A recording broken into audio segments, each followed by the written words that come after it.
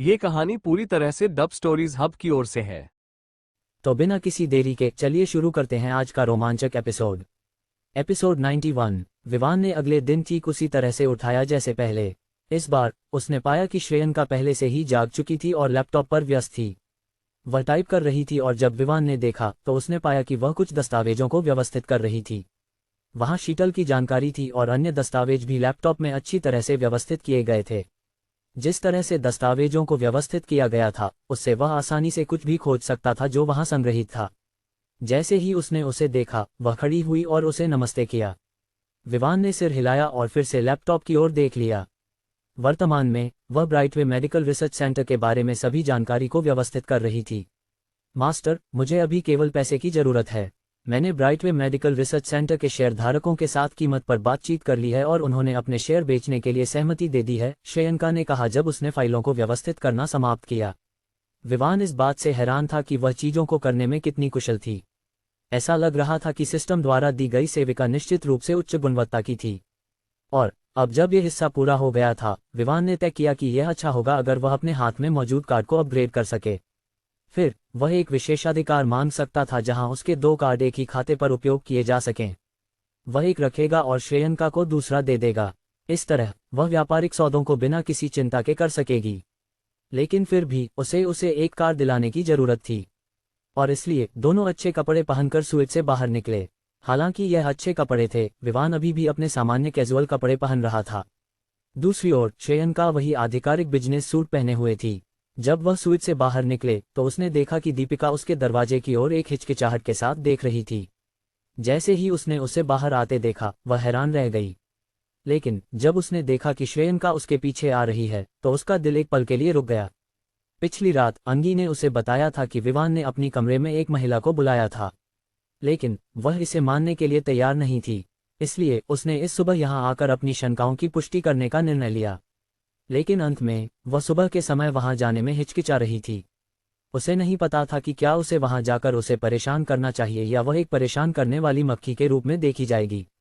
लेकिन जब उसने देखा कि विवान के साथ एक खूबसूरत महिला बाहर आ रही है तो वह वास्तव में उसके पास जाकर उसे पीटने की इच्छा रखती थी। लेकिन उसने खुद को रोक लिया जब उसने यह विचार किया कि विवान उसके साथ परिचित नहीं था। इसके अलावा वह महिला वास्तव में उससे अधिक खूबसूरत थी और उसकी आभा एक ठंडी सीईओ बॉस लेडी की थी। उसका व्यक्तित्व अद्भुत था और साथ ही डराने वाला भी। जब उसने देखा कि विवान उसके पास से गुजरने वाला है तो दीपिका ने उसकी राह रोक दी और अपनी शांति बनाए रखने की कोशिश करते हुए कहा, गुड मॉर्निंग विवान। हालांकि विवान ने उसे बताया था कि उसे सगाई को भूल जाना चाहिए, इसका मतलब यह नहीं था कि वे दोनों दुश्मन थे। इसलिए उसने उसे वापस जवाब दिया, गुड मॉर्निंग। फिर इसके बाद चूंकि उसके साथ बात करने के लिए कुछ नहीं था, उसने अपने योजनाओं के साथ आगे बढ़ने का निर्णय लिया। लेकिन कौन जानता था कि दीपिका उसके रास्ते से हटने का इरादा नहीं रखती। इसके बजाय उसने पूछा, अगर आपको कोई आपत्ति नहीं है तो क्या मैं पूछ सकती हूँ कि आपके पीछे वह महिला कौन है? विवान इस सवाल की उम्मीद नहीं कर रहा था, लेकिन फिर भी उसने सोचा कि यह अपेक्षित था क्योंकि वह अभी भी उनके बीच सगाई के मुद्दे को लेकर चिंतित थी। लेकिन उसके साथ कौन है, इससे उसे क्या लेना देना था? ये कुछ ऐसा नहीं था जो विवान ने सोचा था कि उसे बताना चाहिए, ये देखते हुए कि वह उसे भी नहीं जानता था। क्या मुझे आपको बताना चाहिए कि मेरे आसपास कौन है? मुझे नहीं लगता कि हम इस स्तर पर परिचित हैं, है ना? जब उसने ये सुना तो दीपिका को याद आया कि विवान को ये बात याद नहीं थी कि उसके पिता ने पहले ही उनके बीच सगाई पर सहमति दे दी थी। लेकिन विवान खुद को दोष नहीं दे सकता था क्योंकि यह सच था कि वह उसे नहीं जानता था। इस स्थिति में वह उसे कुछ भी नहीं बताएगा सिर्फ इसलिए कि उसने पूछा। ये कहकर विवान ने उसे पार किया और श्रेयंका के साथ बाहर चला गया। दीपिका इस पल में प्रतिक्रिया देने में असफल रही। उसे नहीं पता था कि क्या कहना है और केवल ये बुदबुदा सकी, लेकिन हम सगाई कर चुके हैं। उसकी आवाज धीमी थी लेकिन विवान की संवेदनाओं के साथ वह उसे अच्छी तरह सुन सकता था। उसने उसकी ओर देखा और कहा, मिस, मुझे लगता है कि आपको इस विचार को जल्द से जल्द छोड़ देना चाहिए, अन्यथा यह आपको बाद में चोट पहुंचाएगा। आपको पता होना चाहिए कि मैं आपको नहीं जानता। मैं अब रॉय परिवार का सदस्य नहीं हूं और मैं उस सगाई को मान्यता नहीं देता जो की गई थी। इसलिए बेहतर है कि आप इसे छोड़ दें। और इसके साथ विवान श्रेयंका के साथ चला गया। उसने सिर हिलाया जब उसने सोचा कि यह महिला सगाई के बारे में कितनी अडिग थी। उसने खुद इसे मंजूर नहीं किया, इसलिए उसके लिए वह अभी भी सिंगल था और मिंगल करने के लिए तैयार था। लेकिन वह किसी को यह तय करने के लिए तैयार नहीं था कि वह किसके साथ मिंगल करे। यह एक निर्णय था जिसमें केवल उसकी मां शामिल हो सकती थी। लेकिन अब जब वह वहां नहीं थी, तो फिर कोई भी उसके व्यक्तिगत जीवन में हस्तक्षेप करने के लिए योग्य नहीं था। मैं हार नहीं मानूंगी, मैं सुनिश्चित करूंगी कि आप मुझसे प्यार करें जैसे मैं आपसे प्यार करती हूं, दीपिका ने दृढ़ता से कहा। आप कोशिश कर सकती हैं, लेकिन आप सफल नहीं होंगी, विवान की आवाज ने उसे सुनाई दी, जिससे वह उत्तेजित हो गई। होटल से बाहर निकलने के बाद विवान ने मैक्लारेन P1 को उस ऑटोमोबाइल के पास ले जाया जिसे उसने खरीदा था। हालांकि श्रेयंका उसे चलाने की कोशिश कर रही थी, विवान ने मना कर दिया। वह एक स्पोर्ट्स कार में कैसे चलाया जा सकता है?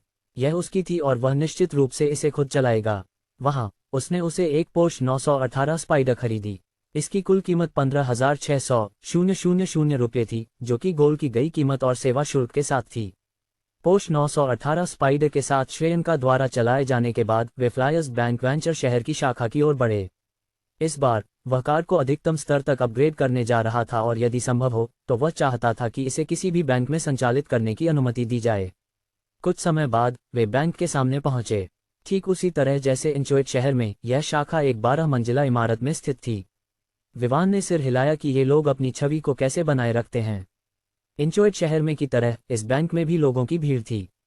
विवान ने निचली मंजिल की अनदेखी की और सबसे ऊपरी मंजिल पर गया जहां शाखा का प्रबंधक था।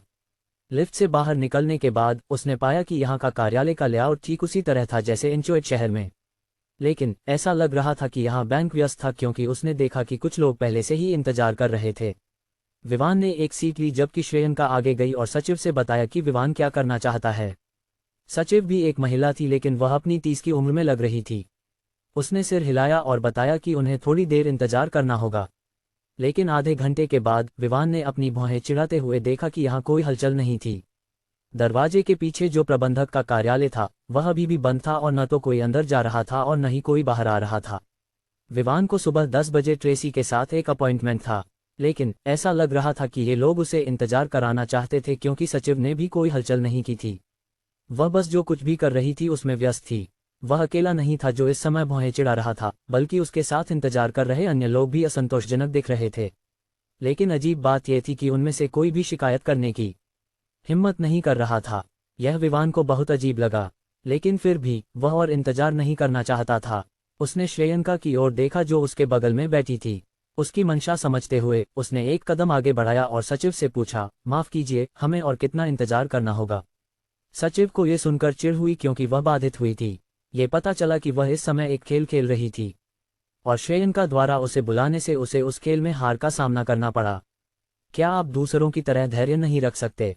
अगर आप पर्याप्त धैर्य नहीं रख सकते तो आप बस जा सकते हैं और किसी और समय वापस आ सकते हैं, सचिव ने कंटेम्प्ट की आवाज में जवाब दिया। जब विवान, जो अभी भी लॉबी क्षेत्र में बैठा था, ने ये सुना तो उसके चेहरे पर और भी गहरी भौहें चिढ़ गईं। उसने सोचा कि यहाँ की सेवा इतनी खराब क्यों थी कि सचिव भी ग्राहकों से इस तरह बात कर सकती थी। सिर हिलाते हुए विवान ने श्रेयंका को बुलाया जो अभी भी जवाब देने वाली थी। उसने उसे लैपटॉप सौंपा और उसे फुसफुसाते हुए बताया कि क्या करना है। श्रेयंका ने सिर हिलाया और उसने लैपटॉप पर टाइप करना शुरू किया और कुछ ही समय बाद उसने बैंक के सुरक्षा प्रणाली में हैक कर लिया और दिन का फुटेज ढूंढ लिया। विवान ने बिना ऑडियो के वीडियो को तेज गति में देखा। वीडियो से वह देख सकता था कि प्रबंधक, जो एक बियर बैली वाला व्यक्ति था, सुबह आया और कार्यालय में प्रवेश किया। जैसे ही वह कार्यालय में गया उसके बाद 20 मिनट के भीतर एक महिला आए और अंदर गई। लेकिन जब से दोनों अंदर गए थे तब से अब तक 1 घंटे से अधिक समय हो चुका था और वहां कोई हलचल नहीं थी। विवान अपने पैरों पर खड़ा हुआ और प्रबंधक के कार्यालय के दरवाजे की ओर बढ़ा। जब सचिव ने उसकी गतिविधियों को देखा तो उसने चिल्लाया, आप क्या कर रहे हैं? आप बेहतर है कि वापस जाएं और इंतजार करें और यहां परेशानी न पैदा करें, अन्यथा मैं सुरक्षा को बुलाने जा रही हूं कि आपको यहां से बाहर फेंक दें। विवान ने उसे अनसुना किया और दरवाजे के नॉब की ओर हाथ बढ़ाया। सचिव ने ये देखकर उत्तेजित हो गई कि उसने ये देखा और उसे रोकने के लिए दौड़ी, लेकिन श्रेयंका ने उसे अपनी जगह पर रोक लिया। उसे विवान को परेशान करने की अनुमति नहीं दी। क्लिक, दरवाजा खुला और विवान ने कार्यालय के अंदर देखा, केवल एक दृश्य का सामना करने के लिए जिसमें 2 लोग अपने कपड़े ठीक कर रहे थे। ऐसा लग रहा था कि अंदर के दोनों लोगों ने यह नहीं सोचा था कि जब वे व्यस्त थे तो कोई कार्यालय में प्रवेश करेगा। इसके अलावा अगर विवान 5 मिनट पहले आया होता तो वह निश्चित रूप से उस दृश्य से मिलता जो वह अब देख रहा था। दोनों ने दरवाजे की ओर देखा और उनकी भौहें चिढ़ गईं। मोटा आदमी के चेहरे पर गहरा गुस्सा था जब उसने विवान को देखा और गरजते हुए बोला, तू यहाँ क्या कर रहा है, छोटे? क्या तुझे लगता है कि यह तेरा घर है जहां तू जब चाहे आ सकता है? दूसरी ओर महिला शर्म से अपना सिर झुकाए हुए थी। वह डर गई थी कि विवान यहाँ जो कुछ हुआ उसे उजागर कर देगा। फिर भी वह सबसे ज्यादा पीड़ित होने वाली थी अगर आज यहाँ जो कुछ हुआ उसकी जानकारी लीक हो गई। विवान बेवकूफ नहीं था और स्पष्ट रूप से जानता था कि उनके बीच क्या हुआ था। बेशक अगर यह किसी और समय होता तो वह निश्चित रूप से अपने काम में लगा रहता, क्योंकि यह उसके लिए कोई मायने नहीं रखता था। लेकिन उन्होंने अपने काम को तब करने का निर्णय लिया जब वह उनका इंतजार कर रहा था। इसका मतलब था कि वे उसे अपने काम में शामिल कर रहे थे और उसे 30 मिनट से अधिक समय बर्बाद करने पर मजबूर कर रहे थे।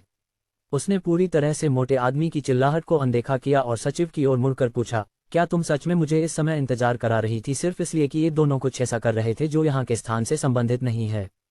सचिव उस समय पहले से ही पीली पड़ चुकी थी। उसे निर्देश दिया गया था कि कोई भी कार्यालय में प्रवेश नहीं कर सकता जब तक कि प्रबंधक खुद अनुमति न दे। लेकिन उसने कभी भी इस स्थिति की कल्पना नहीं की थी जो अभी हुई थी। उसे इस बात की परवाह नहीं थी कि प्रबंधक विवान के साथ कैसे निपटेगा। उसे सबसे ज्यादा इस बात की चिंता थी कि प्रबंधक उसके साथ कैसे निपटेगा और यह उसके लिए अच्छा नहीं होगा। वह श्रेयंका की पकड़ से मुक्त होने की कोशिश कर रही थी, लेकिन चाहे वह कितनी भी कोशिश करे वह श्रेयंका से बच नहीं सकी। इसके अलावा श्रेयंका ऐसा लग रहा था कि वह किसी संघर्षरत व्यक्ति को नहीं बल्कि एक आज्ञाकारी छोटे बच्चे को पकड़ रही है। विवान द्वारा अनदेखा किए जाने से मोटा आदमी को ऑब्वियसली अच्छा नहीं लगा। इसलिए जब उसने सुनिश्चित किया कि उसके कपड़े ठीक हैं तो वह विवान की ओर गर्व से बढ़ा, जैसे कि वह अगले पल उसे मारने वाला हो। श्रेयंका ने ये देखा और आगे बढ़ी, हेल्पलेस सचिव को अपने साथ खींचते हुए मोटा आदमी के रास्ते को रोक दिया। बिच, अभी मेरे रास्ते से हट जाओ। मेरे पास तुम्हारे साथ निपटने का समय नहीं है। मैं उस छोटे से लड़के से निपटना चाहता हूं जिसने मेरी अनुमति के बिना मेरे कार्यालय में घुसने की हिम्मत की। मोटा आदमी ने श्रेयंका पर चिल्लाया, अपनी मोटी हाथ से उसे किनारे करने के लिए बढ़ाते हुए। क्या तुम सोचते हो कि तुम मेरे बॉस से निपटने के लिए योग्य हो? श्रेयंका ने ठंडी आवाज में पूछा, और जैसे ही हाथ उसके पास पहुंचा उसने अपनी एक हाथ से उसे पकड़ लिया और मोड़ दिया।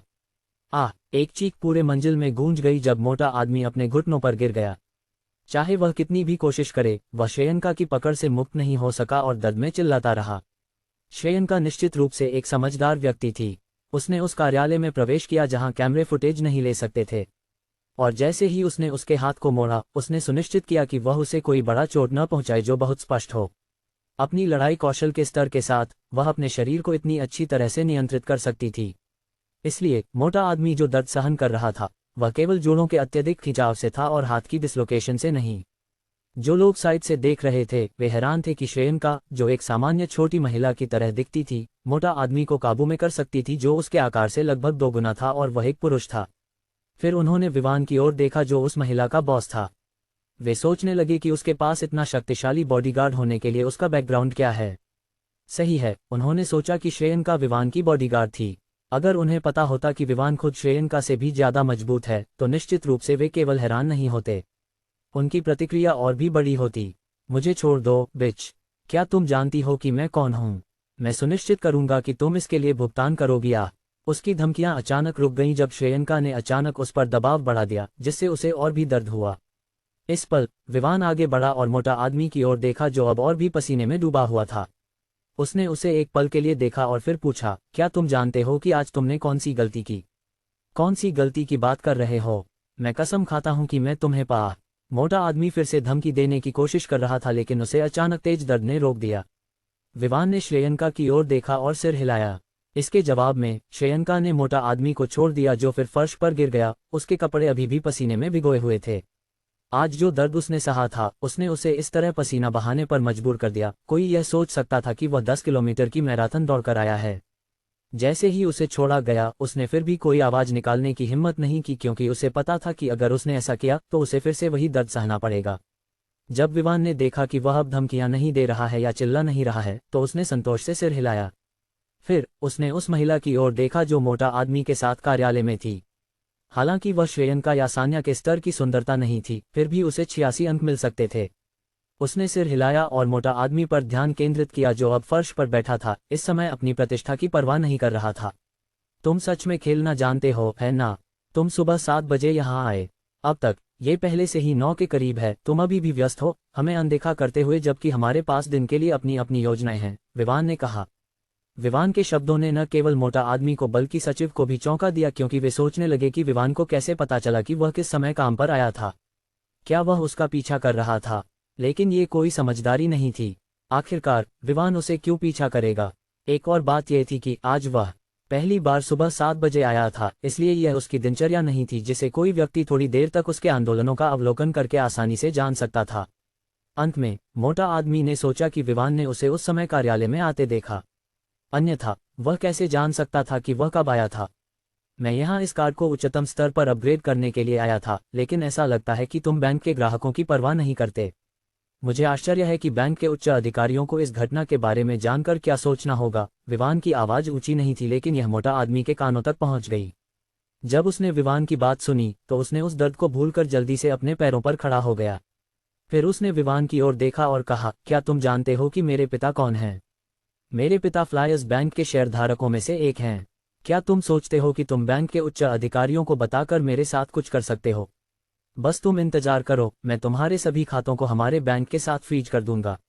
जब उसने ये शब्द कहे तो उसके चेहरे पर सभी डर गायब हो गए और जो बचा वह था असीम घमंड। ओह, क्या ऐसा है? मुझे आश्चर्य है कि तुम मेरे खाते को कैसे फ्रीज कर सकते हो जब तुम्हारे पास मेरे बारे में कोई जानकारी नहीं है। विवान ने मोटा आदमी की ओर ठंडी मुस्कान के साथ देखा। मोटा आदमी को अचानक एहसास हुआ कि उसने विवान से कोई जानकारी नहीं ली थी और उसके खाते को फ्रीज करने का कोई तरीका नहीं था। उसने विवान की ओर देखा और मांग की, अपने सभी खातों की जानकारी मुझे दो ताकि मैं इसे फ्रीज कर सकूं। मैं देखना चाहता हूं कि जब तुम अपने खाते में पैसे का उपयोग नहीं कर सकोगे तो तुम क्या करोगे। विवान और अन्य लोग अपनी सुनने की क्षमता पर संदेह करने से नहीं रोक सके। क्या यह आदमी बेवकूफ़ था? कौन अपनी बैंक जानकारी देगा ताकि उसे फ्रीज किया जा सके? वे सोचने लगे कि यह व्यक्ति इस स्थिति तक कैसे पहुंचा। तुम सच में बेवकूफ़ होने की अपनी प्रतिष्ठा पर खरे उतरते हो, लेकिन मैं तुम्हारी बेवकूफ़ी का मनोरंजन करूंगा ताकि देख सकूं कि तुम मेरे खाते को कैसे फ्रीज करोगे। विवान ने ये शब्द कहे और फिर काले सोने के कार्ड को सौंप दिया। जो लोग ये शो देख रहे थे उन्होंने सोचा कि विवान मजाक कर रहा है, लेकिन जब उन्होंने देखा कि उसने सच में कार्ड सौंप दिया तो वे कुछ नहीं कह सके। और फिर जब उन्होंने देखा कि विवान के पास एक काला सोने का कार्ड है तो वे उसकी प्रशंसा करने से नहीं रोक सके। काला सोने का कार्ड उन लोगों के पास होता है जिनके पास 1 अरब की जमा होती है। दूसरे शब्दों में, विवान के खाते में उस समय कम से कम 1 अरब की जमा थी। वे इससे हैरान नहीं हो सकते थे। घमंड से भरा मोटा आदमी ने कार्ड लिया और अपने आप में सोचने लगा, हंफ, तुम यहाँ मेरे साथ ताकतवर बनने की कोशिश कर रहे हो। देखो, जब तुमने सुना कि मेरे पिता बैंक के शेयरधारकों में से एक हैं तो तुम कितनी जल्दी डर गए। अब मैं बस तुम्हारा खाता फ्रीज कर दूंगा। जैसे ही मोटा आदमी अपने कंप्यूटर के पीछे गया ताकि विवान के खाते को फ्रीज करने की कोशिश कर सके, विवान ने श्रेयंका की ओर देखा और कहा, 5 मिनट। जी बॉस, श्रेयंका ने जवाब दिया और फिर उस सचिव को छोड़ दिया जो उसकी पकड़ में थी। फिर वह बाहर गई और विवान के लैपटॉप को लेकर टाइप करने लगी। जिन लोगों ने दृश्य का अवलोकन किया उनमें से किसी को भी यह नहीं पता था कि विवान के 5 मिनट का क्या मतलब था। किसी भी तरह वे केवल ये देखने के लिए इंतजार कर रहे थे कि विवान का खाता कैसे फ्रीज होने वाला है। लगभग 5 मिनट बाद मोटा आदमी जो विवान के खाते को फ्रीज करने की कोशिश कर रहा था, वह विश्वास न करते हुए चिल्ला उठा, क्या? वह ऐसा क्यों न चिल्लाए जब विवान के खाते में वर्तमान में 100 अरब से अधिक था। अगर यह केवल 1 अरब या 5 होता तो वह खाते को फ्रीज करने में सक्षम होता, हालांकि इसके लिए उसे कुछ प्रयास करना पड़ता। लेकिन एक बड़े ग्राहक के खाते को फ्रीज करना, न तो उसके पिता ऐसा करने की हिम्मत करते। उसके पिता कोई बड़े व्यक्ति नहीं थे, उन्होंने केवल बैंक के 2% शेयर रखे थे जो लगभग 10 अरब के बराबर था।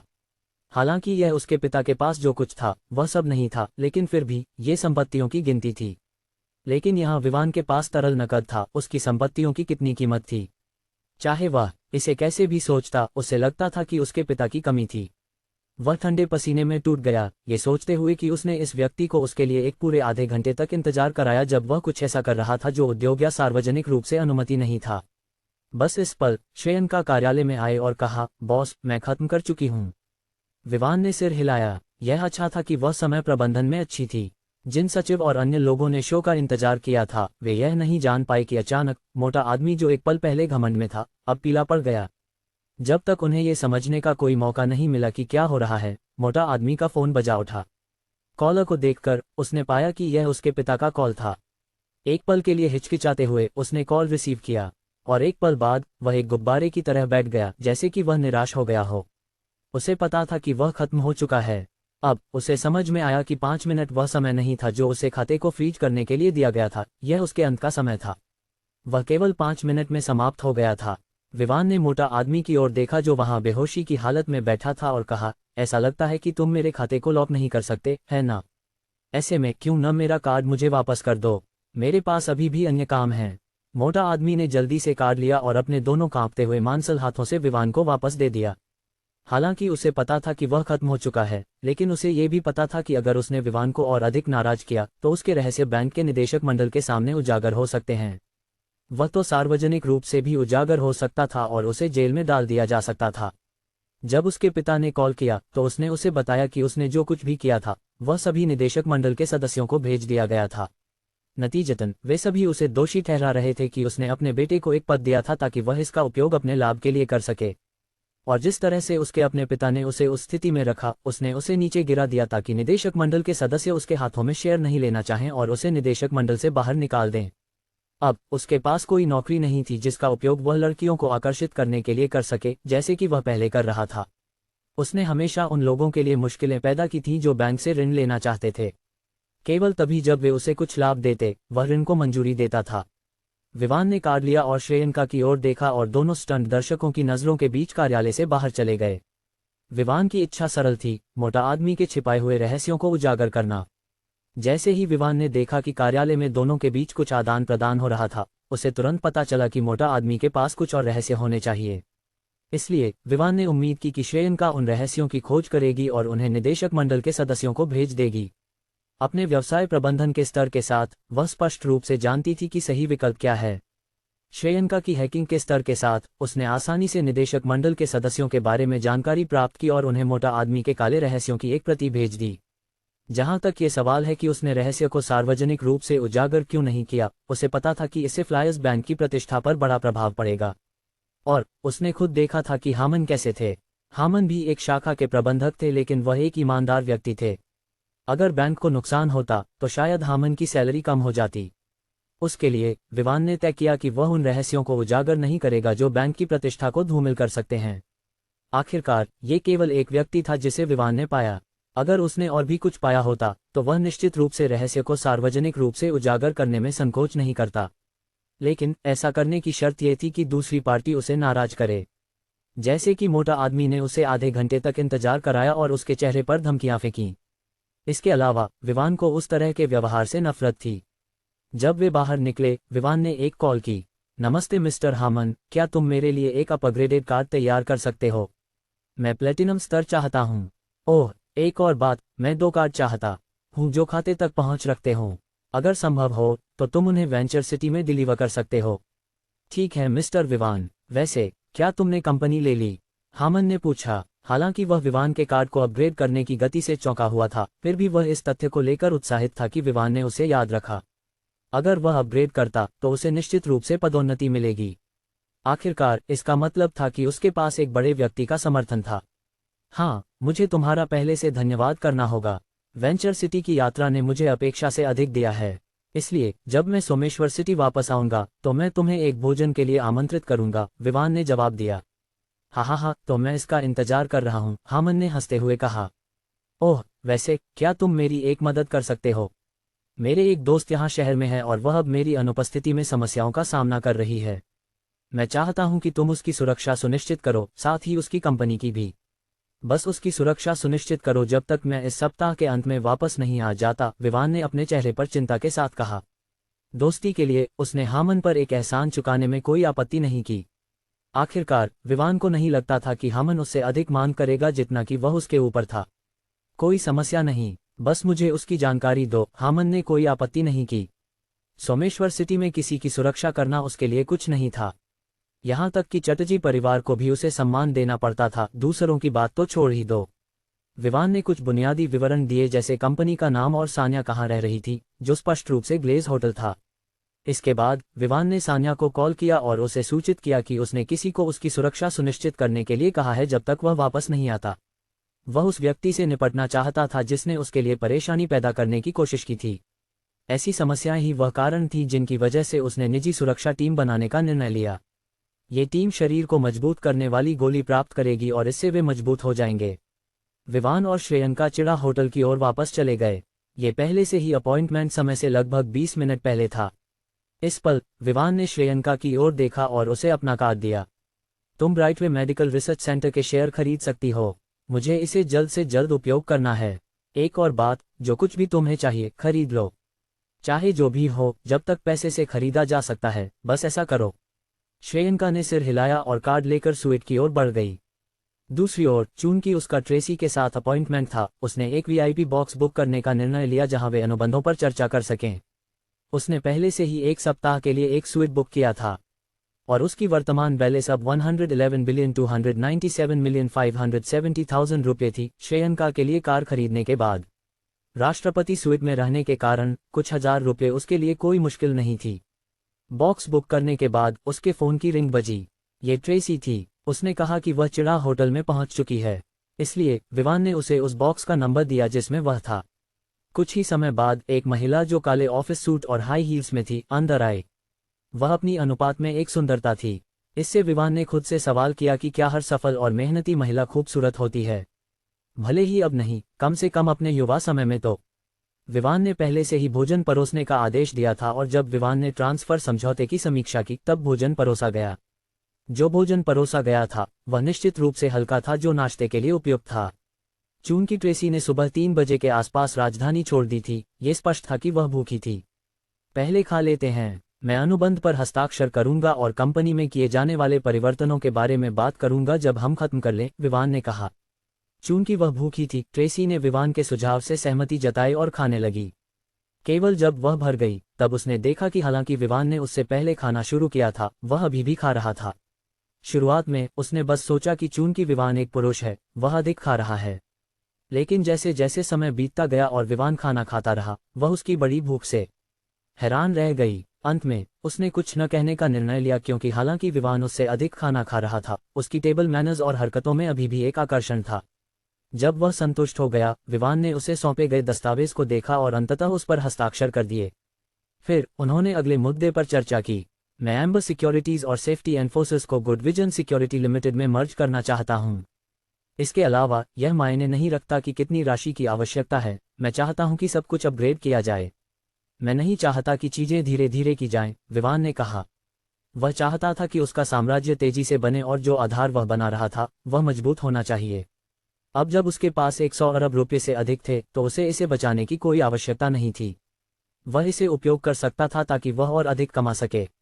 जब से उसे सिस्टम मिला, उस क्षेत्र से उसे सबसे अधिक आय मिली थी जो उसने सट्टेबाजी से प्राप्त की थी। और अब जब उसे सट्टेबाजी से आय को गुना करने के लिए सिस्टम को स्तर 2 में अपग्रेड करना था, तो उसे एक और स्रोत खोजना था। केवल निवेश करके ही वह और अधिक पैसे कमा सकता था। जब उन्होंने बातचीत की, विवान ने उसे सूचित किया कि उसके पास एक व्यक्तिगत सहायक होगा जो गुड विजन सिक्योरिटी लिमिटेड के मुख्यालय में बदलाव करने के लिए आएगा यदि आवश्यक हो। इसके अलावा उसने उसे बताया कि जब कंपनी दोनों मध्यम आकार की सुरक्षा कंपनियों के साथ मर्ज हो जाएगी तो वह आयुष के साथ काम करेगी। इसके बाद ट्रेसी ने तय किया कि वह दिन के लिए होटल में रहेगी और शाम को चली जाएगी। यहाँ वेंचर सिटी में एक हवाई अड्डा है और इसलिए उसके लिए राजधानी में वापस जाना मुश्किल नहीं होगा। विवान के पास सोमेश्वर सिटी में वापस जाने से पहले कुछ और चीजें थीं जिन्हें उसे संभालना था। सोमेश्वर सिटी में बचे हुए कामों को निपटाने के बाद वह राजधानी शहर अजीमा कोंडे की ओर बढ़ेगा। जैसे ही ट्रेसी बॉक्स से बाहर गई, विवान के फोन पर एक नया संदेश आया। जब उसने इसे चेक किया तो उसे पता चला कि यह बैंक से था जिसमें दिखाया गया था कि उसे पैसे मिले हैं। उसे यह पूछने की आवश्यकता नहीं थी कि पैसे कहां से आए हैं, क्योंकि भेजने वाले ने संदेश प्राप्त करने के कुछ समय बाद कॉल किया। नमस्ते मिस्टर विवान, मुझे उम्मीद है कि आपने उस पैसे के बारे में संदेश प्राप्त किया जो मैंने भेजा था। नमस्ते मिस्टर विवान, मुझे उम्मीद है कि आपने उस पैसे के बारे में संदेश प्राप्त किया जो मैंने भेजा था। विवान ने सिर हिलाया, लेकिन जब उसे याद आया कि केल्विन उसे नहीं देख सकता तो उसने जवाब दिया, हाँ, मैंने इसे प्राप्त किया है। क्या आपने अपनी हिस्सेदारी ले ली? विवान को यकीन नहीं था कि इमारतों, कारों और अन्य चीजों की कीमत कितनी थी। हालांकि वह उन चीजों का उपयोग कर सकता था जो सिस्टम ने उसे इनाम के रूप में दी थी, लेकिन उसके पास ऐसा कुछ करने का समय नहीं था जो उसके लिए महत्वहीन था। हाँ, मैंने पहले ही अपनी हिस्सेदारी ले ली है, जो समझौते के अनुसार है। 10%, एक भी रुपया ज्यादा नहीं। विवान ने सिर हिलाया और साथ ही उसने केल्विन की कही बात पर कोई संदेह नहीं किया। लेकिन अगर उसके विचार गलत थे तो भी उसे परवाह नहीं थी कि केल्विन ने विवान को देने वाले पैसे में से कुछ करोड़ रुपए ले लिए। किसी भी मामले में विवान ने पहले ही हवेलियों और विला से लाभ प्राप्त कर लिया था, इसलिए इस समय उसे उनकी परवाह नहीं थी। वह उन्हें बेचने का कारण ये था कि वह इतनी सारी बेकार संपत्तियों को नहीं रखना चाहता था। कुछ समय बाद बातचीत करने के बाद विवान ने अंततः कॉल समाप्त कर दी।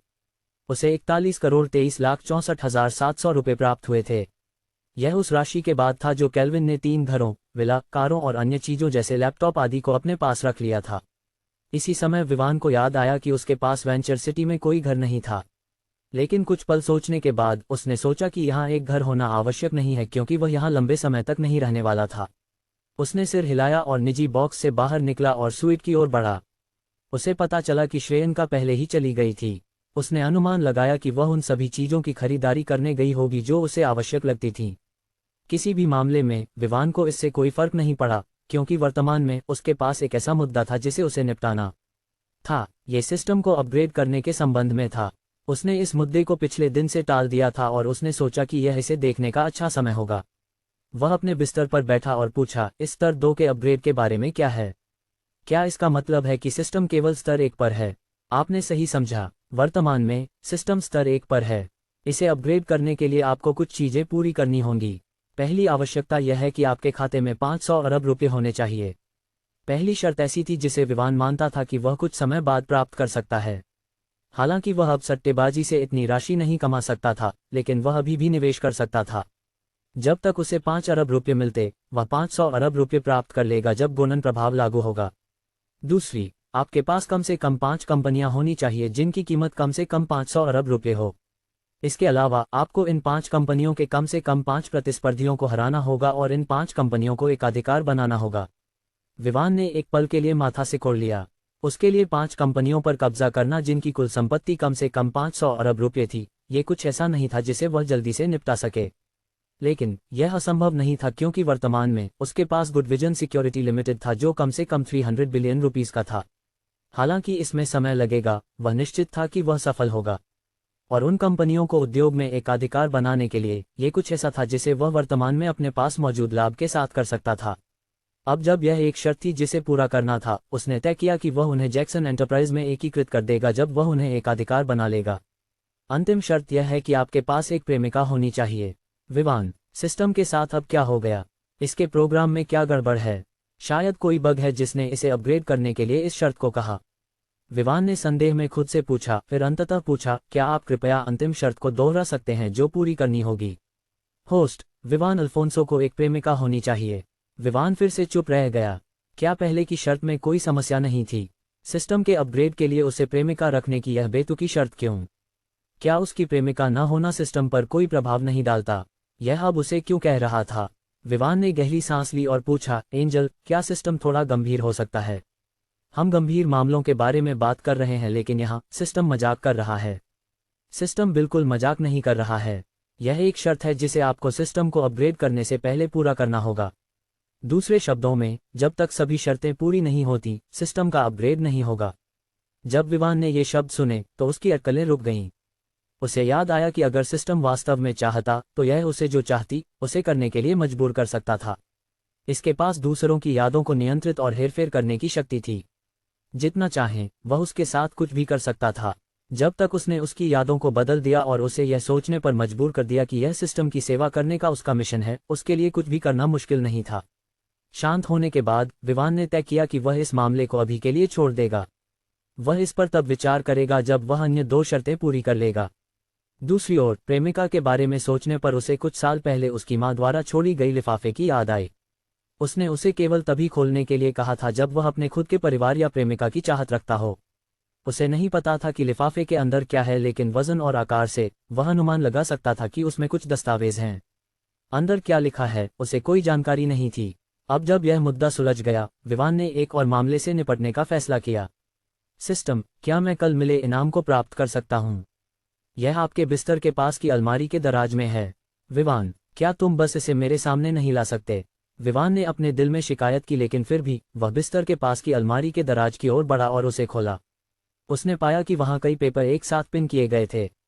उसने उन्हें निकाला और देखा। पेपर पर लिखे शब्द और फॉन्ट उस तरह के थे जैसे कि वे प्रिंटिंग मशीनों से छपे हुए हों। उसने पढ़ा और पाया कि वास्तव में, जैसा कि उसने उम्मीद की थी, वहाँ पिल बनाने की प्रक्रिया, उपकरण और सामग्री थी।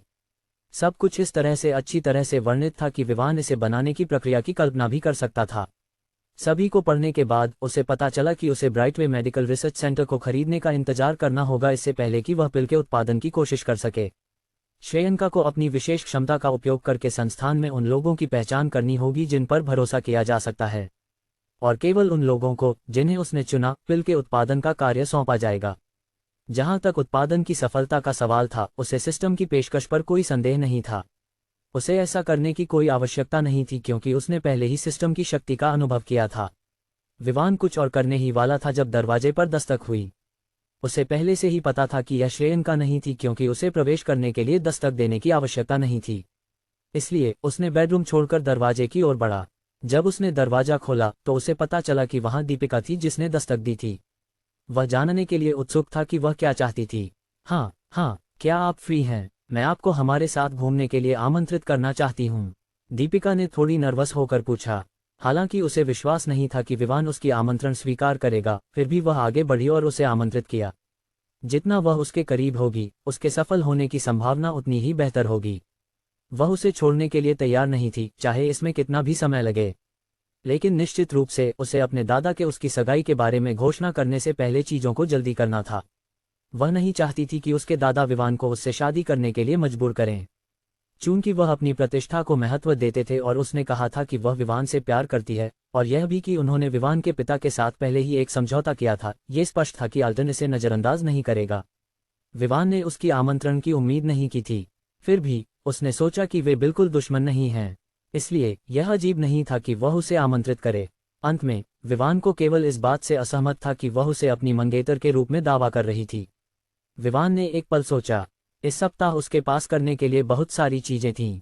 उसने अभी कुछ कंपनियां अधिग्रहित की थीं जो अभी तक स्थिर नहीं हुई थीं, जैसे कि सोमेश्वर सिटी में किराने का विभाग। इसके अलावा वह यहां वेंचर सिटी में किराने के विभाग की शाखाएं शुरू करना चाहता था। एम्बर और सुरक्षा बलों की सुरक्षा के साथ वह निश्चित था कि शंभू द्वारा बताए गए जैसे घटनाएं नहीं होंगी।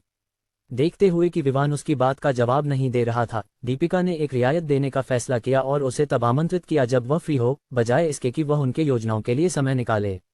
वह अभी बोलने ही वाली थी कि विवान ने उसे रोक दिया। इस सप्ताह नहीं, मैं कुछ काम में व्यस्त हूँ, और उसके बाद मुझे कुछ बचे हुए काम निपटाने के लिए सोमेश्वर सिटी वापस जाना है। उसके बाद मुझे विश्वास है कि मैं कुछ समय के लिए फ्री हो जाऊंगा, इससे पहले कि मैं राजधानी में व्यस्त हो जाऊं। विवान ने तय किया कि अगर वह अपने देश की यात्रा कर सके तो ये बुरा नहीं होगा। आखिरकार उसने अब तक केवल 3 शहरों का दौरा किया था और यह कुछ ऐसा नहीं था जिस पर वह गर्व कर सके। वह एक देशभक्त नागरिक था और इस प्रकार वह अपने देश को विभिन्न हिस्सों में जाकर खर्च और कमाई करके बढ़ावा दे सकता था। दीपिका विवान के व्यस्त कार्यक्रम से हैरान थी, लेकिन उसे सबसे ज्यादा आश्चर्य इस बात से हुआ कि विवान ने उसकी आमंत्रण स्वीकार कर ली। हालांकि यह इस सप्ताह नहीं था, कम से कम उसने सहमति दी और मना नहीं किया। अब जब उसे उसके करीब आने का मौका मिला था, वह इसे मजबूती से पकड़ने वाली थी। ठीक है, मैं आवश्यक व्यवस्थाएं करूंगी। आपको मुझे ये बताना होगा कि आप किस विशेष दिन फ्री होंगे ताकि हम ये योजना बना सकें कि कहाँ जाना है। दीपिका ने ये शब्द कहते हुए चमकती मुस्कान दी। हालांकि वह सान्या की तरह खूबसूरत नहीं थी, लेकिन उसकी खूबसूरती की रेटिंग 90 के आसपास थी। इस प्रकार विवान को भी यह मानना पड़ा कि वह वास्तव में एक सुंदरता है। इसके अलावा उसका व्यवहार भी बुरा नहीं था, बस विवान अचानक से मंगेतर रखने के लिए तैयार नहीं था। इसके अलावा अगर उसने पहली बार मिलने के बाद से सान्या के प्रति अजीब भावनाएं नहीं रखी होती, तो विवान को उसकी प्रेमिका के रूप में एंटरटेन करने में कोई आपत्ति नहीं होती। हालांकि उसे पहले लिफाफे को देखना था, उसे विश्वास नहीं था कि उसमें कुछ ऐसा होगा जो उसे किसी निश्चित लड़की को अपनी प्रेमिका बनाने से रोक सके, है ना? आखिरकार लिफाफे के अंदर एक दस्तावेज था, और हालांकि वह दस्तावेज की सामग्री के बारे में सुनिश्चित नहीं था, फिर भी उसे यकीन था कि यह उसे प्यार में पड़ने से नहीं रोकेगा। ठीक है, मैं आपको 2 दिन पहले बता दूंगी। विवान ने सिर हिलाया। दीपिका खुशी खुशी वहां से चली गई। हालांकि वह उसे लंच के लिए आमंत्रित करना चाहती थी, उसने ऐसा नहीं किया। विवान ने पहले ही कह दिया था कि वह व्यस्त है, इस प्रकार वह नहीं चाहती थी कि वह आमंत्रण स्वीकार करने पर पछताए। Someshwar city, happy residential area. Reuben ने केविन की ओर देखा और कहा, हमारी योजना में कुछ तरह की बाधा आई है। हामन ने कदम उठाया है और हमने जो गैंगस्टर भेजे थे उन्हें दबा दिया है। केविन का चेहरा अचानक बदल गया। वह योजनाएं बना रहा था लेकिन वे कुछ अनजान लोगों के हस्तक्षेप के कारण लगातार विफल हो रही थीं। हामन ने कदम क्यों उठाया? वह हमेशा अपने काम में रहता है, वह इस समय कदम क्यों उठाएगा? केविन ने माथा सिकोड़ते हुए पूछा। इस बारे में मुझे यकीन नहीं है, लेकिन आज लगभग 2 घंटे पहले उसके कुछ आदमी अचानक कदम उठाने लगे और हमने जो गैंग भेजे थे उनके सभी सदस्यों का पीछा किया। जर्क ब्रदर्स गैंग हामन के मुकाबले नहीं है और जैसे ही उसके आदमी ने कदम उठाया उन्हें पीछे हटना पड़ा। रूबेन ने बेबसी से जवाब दिया, बकवास, इस हामन का क्या हुआ है? क्या वह बस अपने काम में नहीं रह सकता और दूसरों को भूल नहीं सकता? वह हमारी सबसे महत्वपूर्ण योजनाओं में क्यों हस्तक्षेप कर रहा है? केविन निराश था, वह अपनी सीट की ओर बढ़ा और बैठ गया। Click click click click click, एक बॉल पेन उठाकर उसने उसके साथ खेलना शुरू किया। उसने इसे दबाया और जैसे जैसे समय बीतता गया उसकी गति बढ़ती गई। और ज्यादा समय नहीं लगा, पेन टूट गया क्योंकि उसने बहुत अधिक ताकत लगाई थी। इस दृश्य को देखकर, हालांकि रूबेन के पास कुछ कहने के लिए था, उसने इसे अपने पास ही रखा और केविन के शांत होने का इंतजार किया। वह केविन को बचपन से जानता था और उसे बड़ा होते हुए देखा था। और बॉल पेन को दबाना उसकी एक विशेषता थी जो दिखाती थी कि वह खराब मूड में है। उस समय अगर उसके साथ कुछ अप्रिय कहा गया तो यह संभावना थी कि वह बिना सोचे समझे निर्णय लेने लगेगा। एक लंबे समय बाद केविन का गुस्सा शांत हो गया और वह फिर से सामान्य रूप से सोचने लगा। मुझे लगता है कि हामन के हस्तक्षेप का कारण ये हो सकता है कि उसे नहीं पता कि हम जर्क ब्रदर्स की हाल की गतिविधियों के पीछे हैं। या शायद वह युवा लड़की सान्या ने उसकी मदद के लिए अनुरोध किया हो। रूबेन ने एक पल के लिए रुककर केविन के चेहरे का अवलोकन किया। जब उसने देखा कि वह सुन रहा है तो उसने जारी रखा, और अगर ऐसा है तो मुझे यकीन है कि हामन मदद देने में संकोच नहीं करेगा क्योंकि फ्लायर्स बैंक बड़ा है। अगर मेहता परिवार ने उसे एक एहसान चुकाया तो वह शायद बैंक का क्षेत्रीय निदेशक भी बन सकता है जब वे उसके लिए अच्छा शब्द कहेंगे। केविन ने चीजों पर विचार किया और सोचा कि रूबेन की अनुमानित बातें सही हो सकती हैं, लेकिन वह नहीं चाहता था कि अन्य लोग जाने कि वे ही थे जो कदम उठा रहे थे। हालांकि वे ही थे जिन्होंने जर्क ब्रदर्स गैंग को सान्या के लिए परेशानी पैदा करने के लिए तैयार किया था। जब उन्होंने उन्हें हरी बत्ती दी थी, उन्होंने कभी भी गैंग के नेता से व्यक्तिगत रूप से मुलाकात नहीं की थी। उन्होंने हमेशा फोन पर बातचीत की थी। एक छोटे शहर में गैंग होने के नाते ये स्पष्ट था कि उन्हें बहुत पैसे की आवश्यकता थी, इसलिए उन्हें कुछ हजार रुपये देकर उन्हें अपनी इच्छाओं के अनुसार काम करने के लिए कहना आसान था। ये लोग सान्या की असली पहचान के बारे में नहीं जानते थे क्योंकि वे उस भोज में शामिल नहीं हुए थे जो उसने आयोजित किया था। वह भोज केवल शक्तिशाली लोगों के लिए था। केविन अभी जवाब देने ही वाला था जब रूबेन ने कुछ ऐसा कहा जिससे वहमा था। सिकुड़ने लगा। फ्रैंक विवान की किराने की दुकानों की ओर कदम बढ़ा रहा है। अगर मैं गलत नहीं हूं तो उसे अगले सप्ताह के अंत तक उनकी बिक्री को कम करने में सक्षम होना चाहिए। रूबेन ने कहा, ये बेवकूफ, मैंने उसे कहा था कि हमें पहले उसके बारे में सब कुछ जांचना चाहिए, लेकिन उसने अभी भी इतनी जल्दी कदम उठाया जब हमने प्राप्त जानकारी की पुष्टि नहीं की। अगर यह हुआ कि विवान रॉय परिवार से है तो हमारी वर्तमान योजना सफल होने से पहले ही हम मुसीबत में पड़ जाएंगे। केविन ने गुस्से के साथ कहा, मुझे लगता है कि हमें उसकी मदद करनी चाहिए। अगर यह सच है कि विवान रॉय परिवार से है तो उसे निश्चित रूप से अब तक की उत्तेजना पर प्रतिक्रिया देनी चाहिए थी, लेकिन इस समय उसके अधीनस्थों के अलावा वह दुकानों में कभी नहीं दिखाई दिया। रूबेन ने कहा, क्या आपके पास कोई योजना है? केविन ने पूछा। उसे भी यह स्वीकार करना पड़ा कि यह सच था। रॉय परिवार का कोई भी सदस्य घमंडी होता है और अगर वह ऐसा है तो उसे पहले ही प्रतिक्रिया देनी चाहिए थी। इसे एक योजना के रूप में माना जा सकता है। अगर हम सुनिश्चित करें कि हम उस पर इतना दबाव डालें तो मुझे यकीन है कि हम उसे बिजनेस ओवरलॉट बिल्डिंग हमें बेचने के लिए मजबूर कर सकते हैं। इसके अलावा हम इसे कम कीमत पर प्राप्त कर सकते हैं। मुझे यकीन है कि उसे इसे स्वीकार करना होगा क्योंकि उसने उस बिल्डिंग को खरीदने के लिए अपनी सारी दौलत खर्च की होगी। अगर हम उसके व्यवसाय को रोकते हैं तो ये देखते हुए कि किराने की अधिकांश चीजें नाशवान होती हैं, उसे निश्चित रूप से बड़े नुकसान का सामना करना पड़ेगा। रूबेन ने समझाया। वास्तव में, जैसे कि रूबेन ने कहा, केविन ने पाया कि यह विचार वास्तव में किया जा सकता है और यह सान्या पर कदम उठाने से कहीं आसान होगा। हालांकि सान्या के परिवार का शहर में इतना प्रभाव नहीं था। अगर वे वास्तव में कदम उठाने का निर्णय लेते तो वह निश्चित था कि उनका परिवार भी इसे सहन नहीं कर सकता। इसी कारण से उसने सावधानी से कदम उठाने और अंधेरे में छिपकर हमला करने का निर्णय लिया। इस तरह भले ही योजना विफल हो जाए, वह निश्चित था कि सान्या यह नहीं जान पाएगी कि वे सब कुछ के पीछे थे। तो चलो इसे जल्द से जल्द करते हैं। उसकी किराने की दुकान ने पूरे बिल्डिंग में केवल एक मंजिल पर कब्जा किया है। यह एक बर्बादी है। केविन ने सहमति दी। जब दीपिका कमरे में वापस आई जहां वह पूजा के साथ रह रही थी तो वह बहुत खुश थी। उसने जल्दी में बिना बताए बाहर निकल गई थी कि वह कहां जा रही है। उसे इस तरह देखकर पूजा को ये जानने की जिज्ञासा हुई कि वह क्या करने गई थी। तुम इतनी खुश क्यों हो? पूजा ने जिज्ञासा से पूछा। जब पूजा ने ये सवाल पूछा तब दीपिका को एहसास हुआ कि वह इस दौरान मुस्कुरा रही थी। उसने एक पल के लिए शर्माई, फिर अपने आप को संभाला। तुम किस बारे में बात कर रही हो? उसने दिखावा किया कि उसे नहीं पता। बेटी, तुम मुझसे कुछ भी छिपा नहीं सकती। तुम थोड़ी देर पहले जल्दी में निकली थी, अब तुम वापस आ गई हो और तुम्हारा चेहरा ऐसा चमक रहा है जैसे तुम चांद से भी मुकाबला करना चाहती हो, पूजा ने दीपिका को देखते हुए कहा। ये स्पष्ट था कि वह तब तक नहीं रुकेगी जब तक दीपिका उसे सच नहीं बता देती। दीपिका ने गहरी सांस ली और कहा, ठीक है, मैं बस विवान को हमारे साथ पश्चिमी प्रांत के खूबसूरत दृश्यों की यात्रा पर आने के लिए आमंत्रित करने गई थी। और तुम जानती हो क्या? उसने हाँ कर दी, दीपिका ने उत्साह से कहा। वह और पूजा बचपन से दोस्त थीं, और अब जब वे बड़ी हो गई हैं तब भी वे एक दूसरे से बातें करती थीं और अपने रहस्यों को साझा करती थीं। हालांकि सभी रहस्य नहीं कहे जाते थे, लेकिन कम से कम 99% साझा किए जाते थे। हाँ, वह तुम्हारा मंगेतर है और उसे सहमत होना चाहिए। यही तो उसे करना चाहिए। आखिरकार 1 साल और 2 महीने में तुम दोनों शादी करने वाले हो। लेकिन वह अभी भी होटल में दूसरी महिलाओं के साथ है। क्या तुमने उससे उस महिला के बारे में पूछा? पूजा दीपिका की उत्साह में शामिल नहीं हुई जब उसने सुना कि विवान यात्रा पर आने के लिए सहमत हो गया है। उसकी विवान के प्रति धारणा पिछले रात तब गिर गई जब उसने देखा कि डेनाली विवान के स्वीट में प्रवेश कर रही थी। इसके अलावा, हालांकि दोनों सगाई में थे, उसने कभी विवान को दीपिका के साथ अंतरंग होते नहीं देखा। विवान के किसी अन्य महिला के साथ अपने स्वीट साझा करने का उल्लेख होते ही दीपिका का पहले का उत्साहित चेहरा गायब हो गया। वह भी जानना चाहती थी कि वह महिला कौन थी, लेकिन विवान ने उसे इस सुबह कुछ नहीं बताया था। अब जब पूजा ने उसे याद दिलाया तो वह और खुश नहीं रह सकी। उसे आमंत्रित करना था जबकि वह खुद किसी अन्य महिला को आमंत्रित कर रहा था। ये तरह का व्यवहार विवान के उस महिला के साथ बहुत अलग था। लेकिन वह उसे दोष नहीं दे सकती थी क्योंकि वह नहीं थी जिसने सगाई की शुरुआत की थी। इसके अलावा, सगाई उसके परिवार और उसके परिवार द्वारा योजना बनाई गई थी, बिना ये जाने कि वह खुद इसके बारे में क्या सोचता है। लेकिन हालांकि उसे नहीं पता था कि विवान का उस महिला के साथ क्या रिश्ता था, उसे अपने आप पर विश्वास था कि वह उसे प्यार में बदलने में सफल होगी, जैसे वह उसे प्यार करती थी।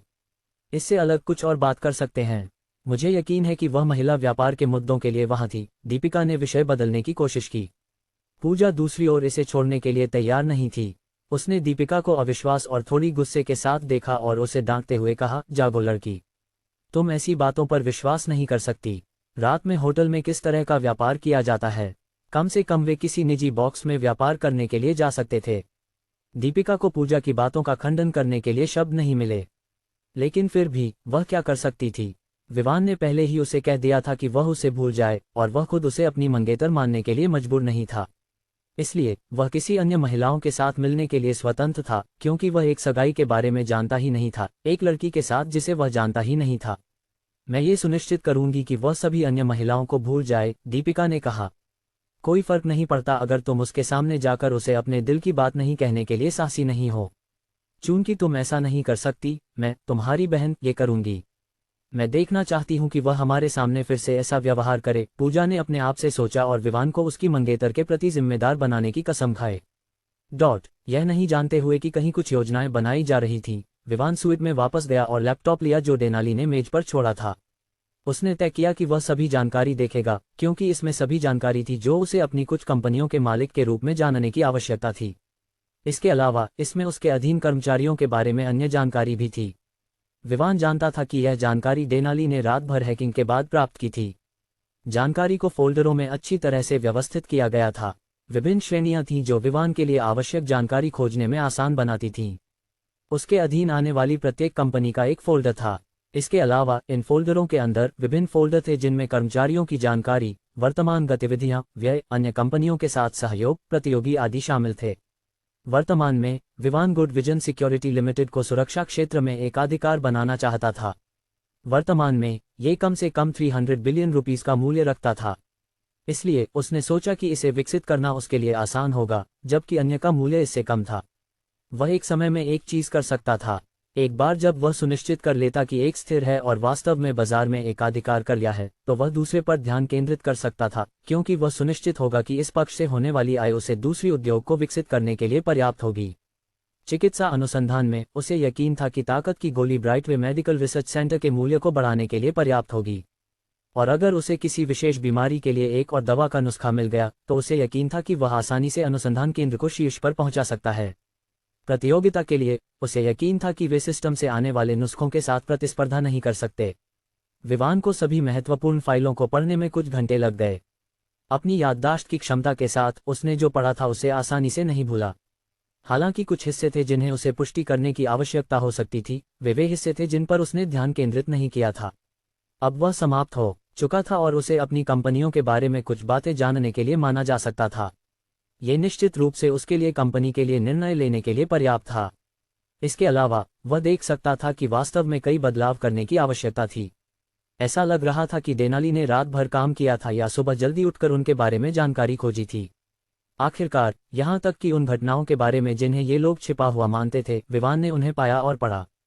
दूसरे शब्दों में, अधिकांश रहस्य जो वे छिपा रहे थे पहले ही उसके सामने उजागर हो चुके थे, और जब वह कंपनी में जाएगा तो वह आवश्यक परिवर्तन करेगा। उसे उनके साथ धैर्य रखने की कोई आवश्यकता नहीं थी, ये देखते हुए कि उसके पास अभी भी एक लक्ष्य हासिल करने के लिए था। अपनी नींव के लिए उसने सोचा कि देश में बाजार पर एकाधिकार करने वाली 5 कंपनियां पर्याप्त होंगी। उसने गहरी सांस ली जब उसने फोन की स्क्रीन पर देखा जो जल उठी थी। यह कोई ऐसा व्यक्ति था जिसके पास उसका संपर्क जानकारी नहीं थी। उसने बिना किसी हिचकिचाहट के फोन उठाया। इन कुछ दिनों में सिस्टम प्राप्त करने के बाद वह अजनबियों से कॉल प्राप्त करने के लिए अभ्यस्त हो गया था। नमस्ते, मैं किससे बात कर रहा हूँ?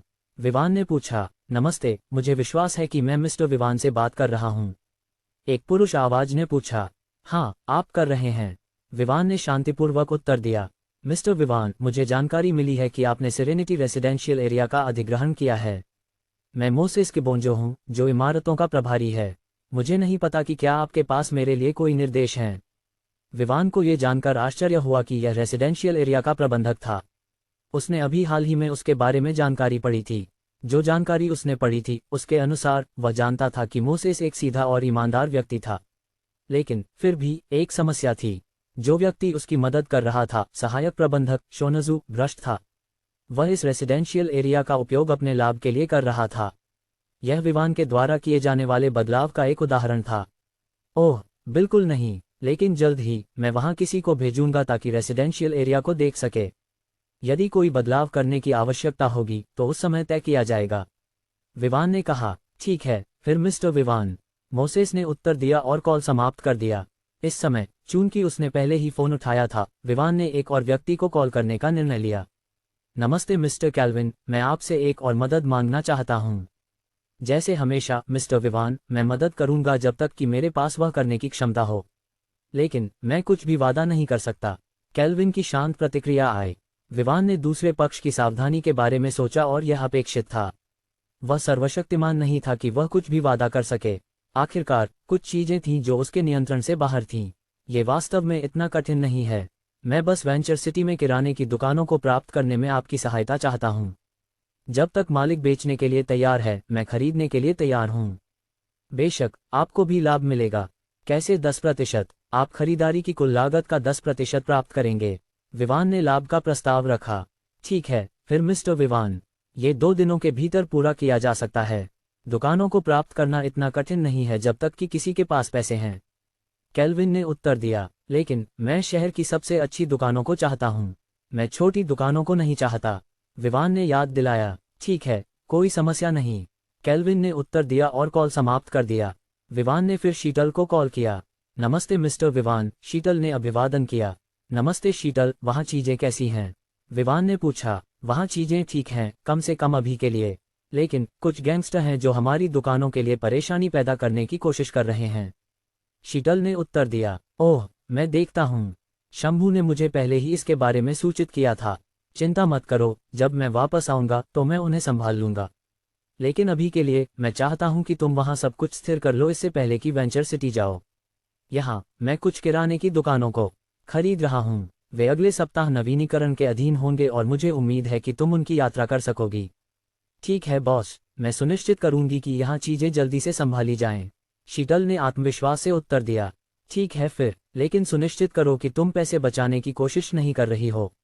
मैंने तुम्हें पैसे दिए हैं ताकि तुम खर्च कर सको, विवान ने याद दिलाया और कॉल समाप्त कर दिया। अगले दिन विवान सामान्य से पहले उठ गया। लेकिन आश्चर्य की बात यह थी कि श्रेयंका पहले से ही उठ चुकी थी। उसने सोचा कि वह इतनी मेहनत कैसे कर रही है कि वह उसे शर्मिंदा कर रही है। हालांकि वह उसकी अधीनस्थ थी, फिर भी वह अधिकांश चीजों से निपटने के लिए बहुत आलसी था और उसने जिम्मेदारियां उसे सौंप दी थीं। जब विवान ने सिस्टम द्वारा उसके बारे में बताई गई बातों को याद किया तो वह उसके परिवार के बारे में जानने के लिए उत्सुक हो गया। आखिरकार सिस्टम ने कहा था कि उसके पास अपना खुद का परिवार और जीवन है। अब उसे याद आया कि उसने कभी भी उसके वेतन के बारे में बात नहीं की थी।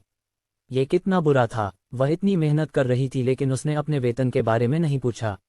विवान को यकीन था कि अगर वह उसके प्रति वफादार नहीं होती तो वह पहले ही पूछ चुकी होती कि वह उसे कितना वेतन देने के लिए तैयार है। बस वर्तमान में श्रेयंका को विश्वास था कि विवान उसे समय पर वेतन देगा बिना उसे पूछे। लेकिन शायद उसका विश्वास इस पल में जवाब दिया जा सकता था जब विवान ने पूछा, श्रेयंका, क्या तुम मुझे अपने बारे में बता सकती हो? विवान को इसके अलावा कुछ नहीं पता था कि वह दुनिया में सभी महिलाओं में से चुनी गई थी जिनका नाम श्रेयंका था। इसके अलावा उसे कुछ नहीं पता था। श्रेयंका को आश्चर्य हुआ कि विवान उसके पृष्ठभूमि के बारे में जानने के लिए उत्सुक था। दूसरों के सामने वह हमेशा ठंडी रहती थी, लेकिन विवान के सामने वह गर्म हो गई। असल में मैं यहाँ अजीमा से हूँ, लेकिन मैं उत्तरी प्रांत से हूँ। मैं 4 लोगों के परिवार से हूँ, जिसमें मेरे पिता, माँ, मैं और मेरा छोटा भाई शामिल है जो अभी हाई स्कूल में है, श्रेयंका ने शुरू किया। ये पता चला कि वह अजीमा देश के उत्तरी प्रांत से थी। विवान ने उम्मीद नहीं की थी कि वह एक सहनागरिक है। जब सिस्टम ने कहा कि वह दुनिया में सभी महिलाओं में से चुनी गई थी जिनका नाम श्रेयंका था, तो उसने सोचा था कि वह विदेशी होगी। लेकिन शायद उसका देश इतना अच्छा था कि वह श्रेयंका जैसी प्रतिभा पैदा कर सकता था जो व्यवसाय में उसके बराबर थी। उसका परिवार इतना अमीर नहीं था। उसके अनुसार जब वह 5 साल की थी तो उसे एक गुप्त संगठन द्वारा ले जाया गया था जिसका नाम उसे आज तक नहीं पता था और उसे विशेष प्रशिक्षण दिया गया था। जब उसका पाठ्यक्रम समाप्त हुआ तो वह पहले से ही 20 साल की थी। हालांकि उसने लड़ाई के लिए बहुत कठिन प्रशिक्षण लिया था। उसने कुछ विशेष प्रकार के तेल का उपयोग किया था जो उन्हें प्रदान किया गया था ताकि वह अपनी स्त्रीत्व को बनाए रख सके। इसलिए हालांकि उसके पास बड़ी ताकत थी, उसका शरीर पुरुषों की तरह मांसपेशियों वाला नहीं था। इसके बजाय वह अभी भी एक सामान्य महिला की तरह नाजुक दिखती थी। लेकिन अगर कोई उसे चुनौती देने की कोशिश करता तो वह बड़ी ताकत के साथ उभर सकती थी जिससे वह उन्हें चौंका सकती थी। जब उसने अपना पाठ्यक्रम पूरा किया तो उसे विवान के अधीन काम करने के लिए नियुक्त किया गया। वही था जो उसके प्रभारी होने वाला था। जब विवान ने ये सब सुना तो वह सिस्टम की कहानी बनाने की क्षमता से हैरान रह गया जो सच लगती थी। क्या क्षमता थी! कोई आश्चर्य नहीं कि ये दूसरों की यादों को हेरफेर कर सकता था और वे कुछ भी नहीं देख पाते थे। अब जब उसे उसके पृष्ठभूमि के बारे में पता चला जो इतनी बड़ी नहीं लगती थी, विवान ने तय किया कि वह उसे एक निश्चित वेतन नहीं देगा। जिस काम के लिए वह काम कर रही थी उसके लिए वह उससे अधिक की हकदार थी। तुम्हारे वेतन के लिए मैं तुम्हें वही कार्ड दूंगा जो मेरे साथ यहाँ भेजा जाएगा। दूसरे शब्दों में, तुम्हें मेरे साथ एक ही खाते तक पहुँच मिलेगी।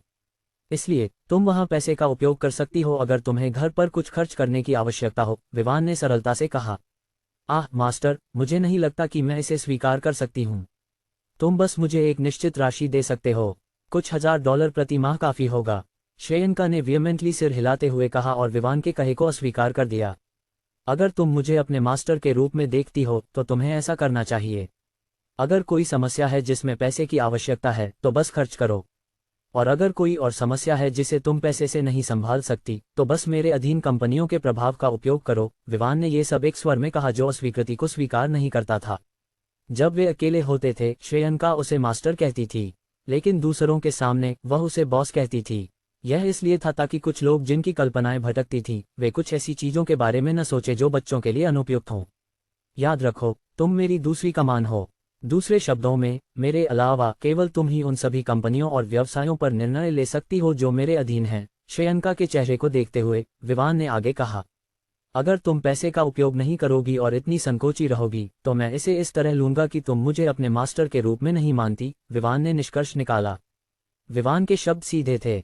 श्रेयंका की उसके प्रति वफादारी इतनी थी कि वह उसके आदेश पर मरने के लिए भी तैयार थी, और जब भी वह गंभीरता से उससे कुछ करने के लिए कहता वह बिना किसी हिचकिचाहट के उसे कर देती। अब जब विवान ने जो कहा था उसके प्रति गंभीरता दिखाई तो उसने जल्दी से सहमति व्यक्त की। ठीक है मास्टर, मैं तुम्हारी बात मानूंगी। विवान के अंतिम शब्द वह थे जो श्रेयंका को सबसे ज्यादा डराते थे। चूंकि वह पूरी तरह से उसके प्रति वफादार थी, यह उस स्तर तक था जो उसकी पूजा करने के बराबर था। इसलिए वह विवान की अवज्ञा नहीं करना चाहती थी और न ही वह चाहती थी कि विवान उसे छोड़ दे। नाश्ते के बाद श्रेयंका और विवान दोनों सुरक्षा प्रवर्तन कार्यालय गए ताकि वे उन 20 पुरुषों का चयन कर सके जो निजी सुरक्षा टीम पीएसटी का हिस्सा होंगे। हालांकि वह उन लोगों के चयन पर निर्णय लेने वाला नहीं था, फिर भी वह ये जानने के लिए उत्सुक था कि वह चयन कैसे करेगी।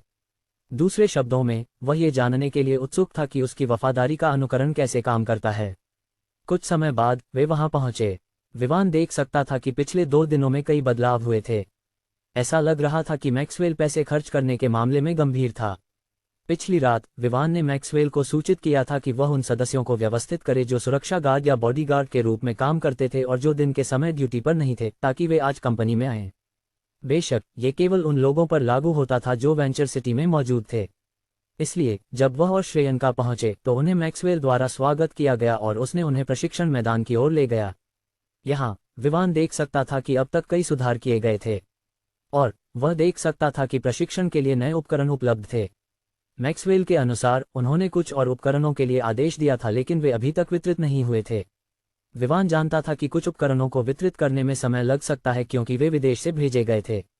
हालांकि वह सुरक्षा प्रवर्तन और एम्बर सिक्योरिटीज को गुडविजन सिक्योरिटी लिमिटेड में विलय करने जा रहा था, इसका मतलब यह नहीं था कि वे इस स्थान को नजरअंदाज कर सकते थे। ये कंपनी का एक प्रांतीय मुख्यालय के रूप में भी इस्तेमाल किया जा सकता था। जब वे प्रशिक्षण मैदान में पहुंचे तो उन्होंने देखा कि लगभग 100 पुरुष 5 पंक्तियों में खड़े थे, उनकी पीठ सीधी। इससे विवान बता सकता था कि उनमें उच्च अनुशासन था। हालांकि यह सैन्य अनुशासन की तुलना में नहीं था, वह निश्चित था कि यह अभी के लिए पर्याप्त था। बॉस, मैंने इस समय उपलब्ध सबसे अच्छे 100 लोगों का चयन किया है, मैक्सवेल ने साइड से कहा। विवान ने उन्हें एक नज़र डाली और मैक्सवेल के निर्णय की स्वीकृति में सिर हिलाया। फिर उसने श्रेयंका को आगे बढ़ने और 20 पुरुषों का चयन करने का संकेत दिया। मैक्सवेल श्रेयंका के बारे में उत्सुक था।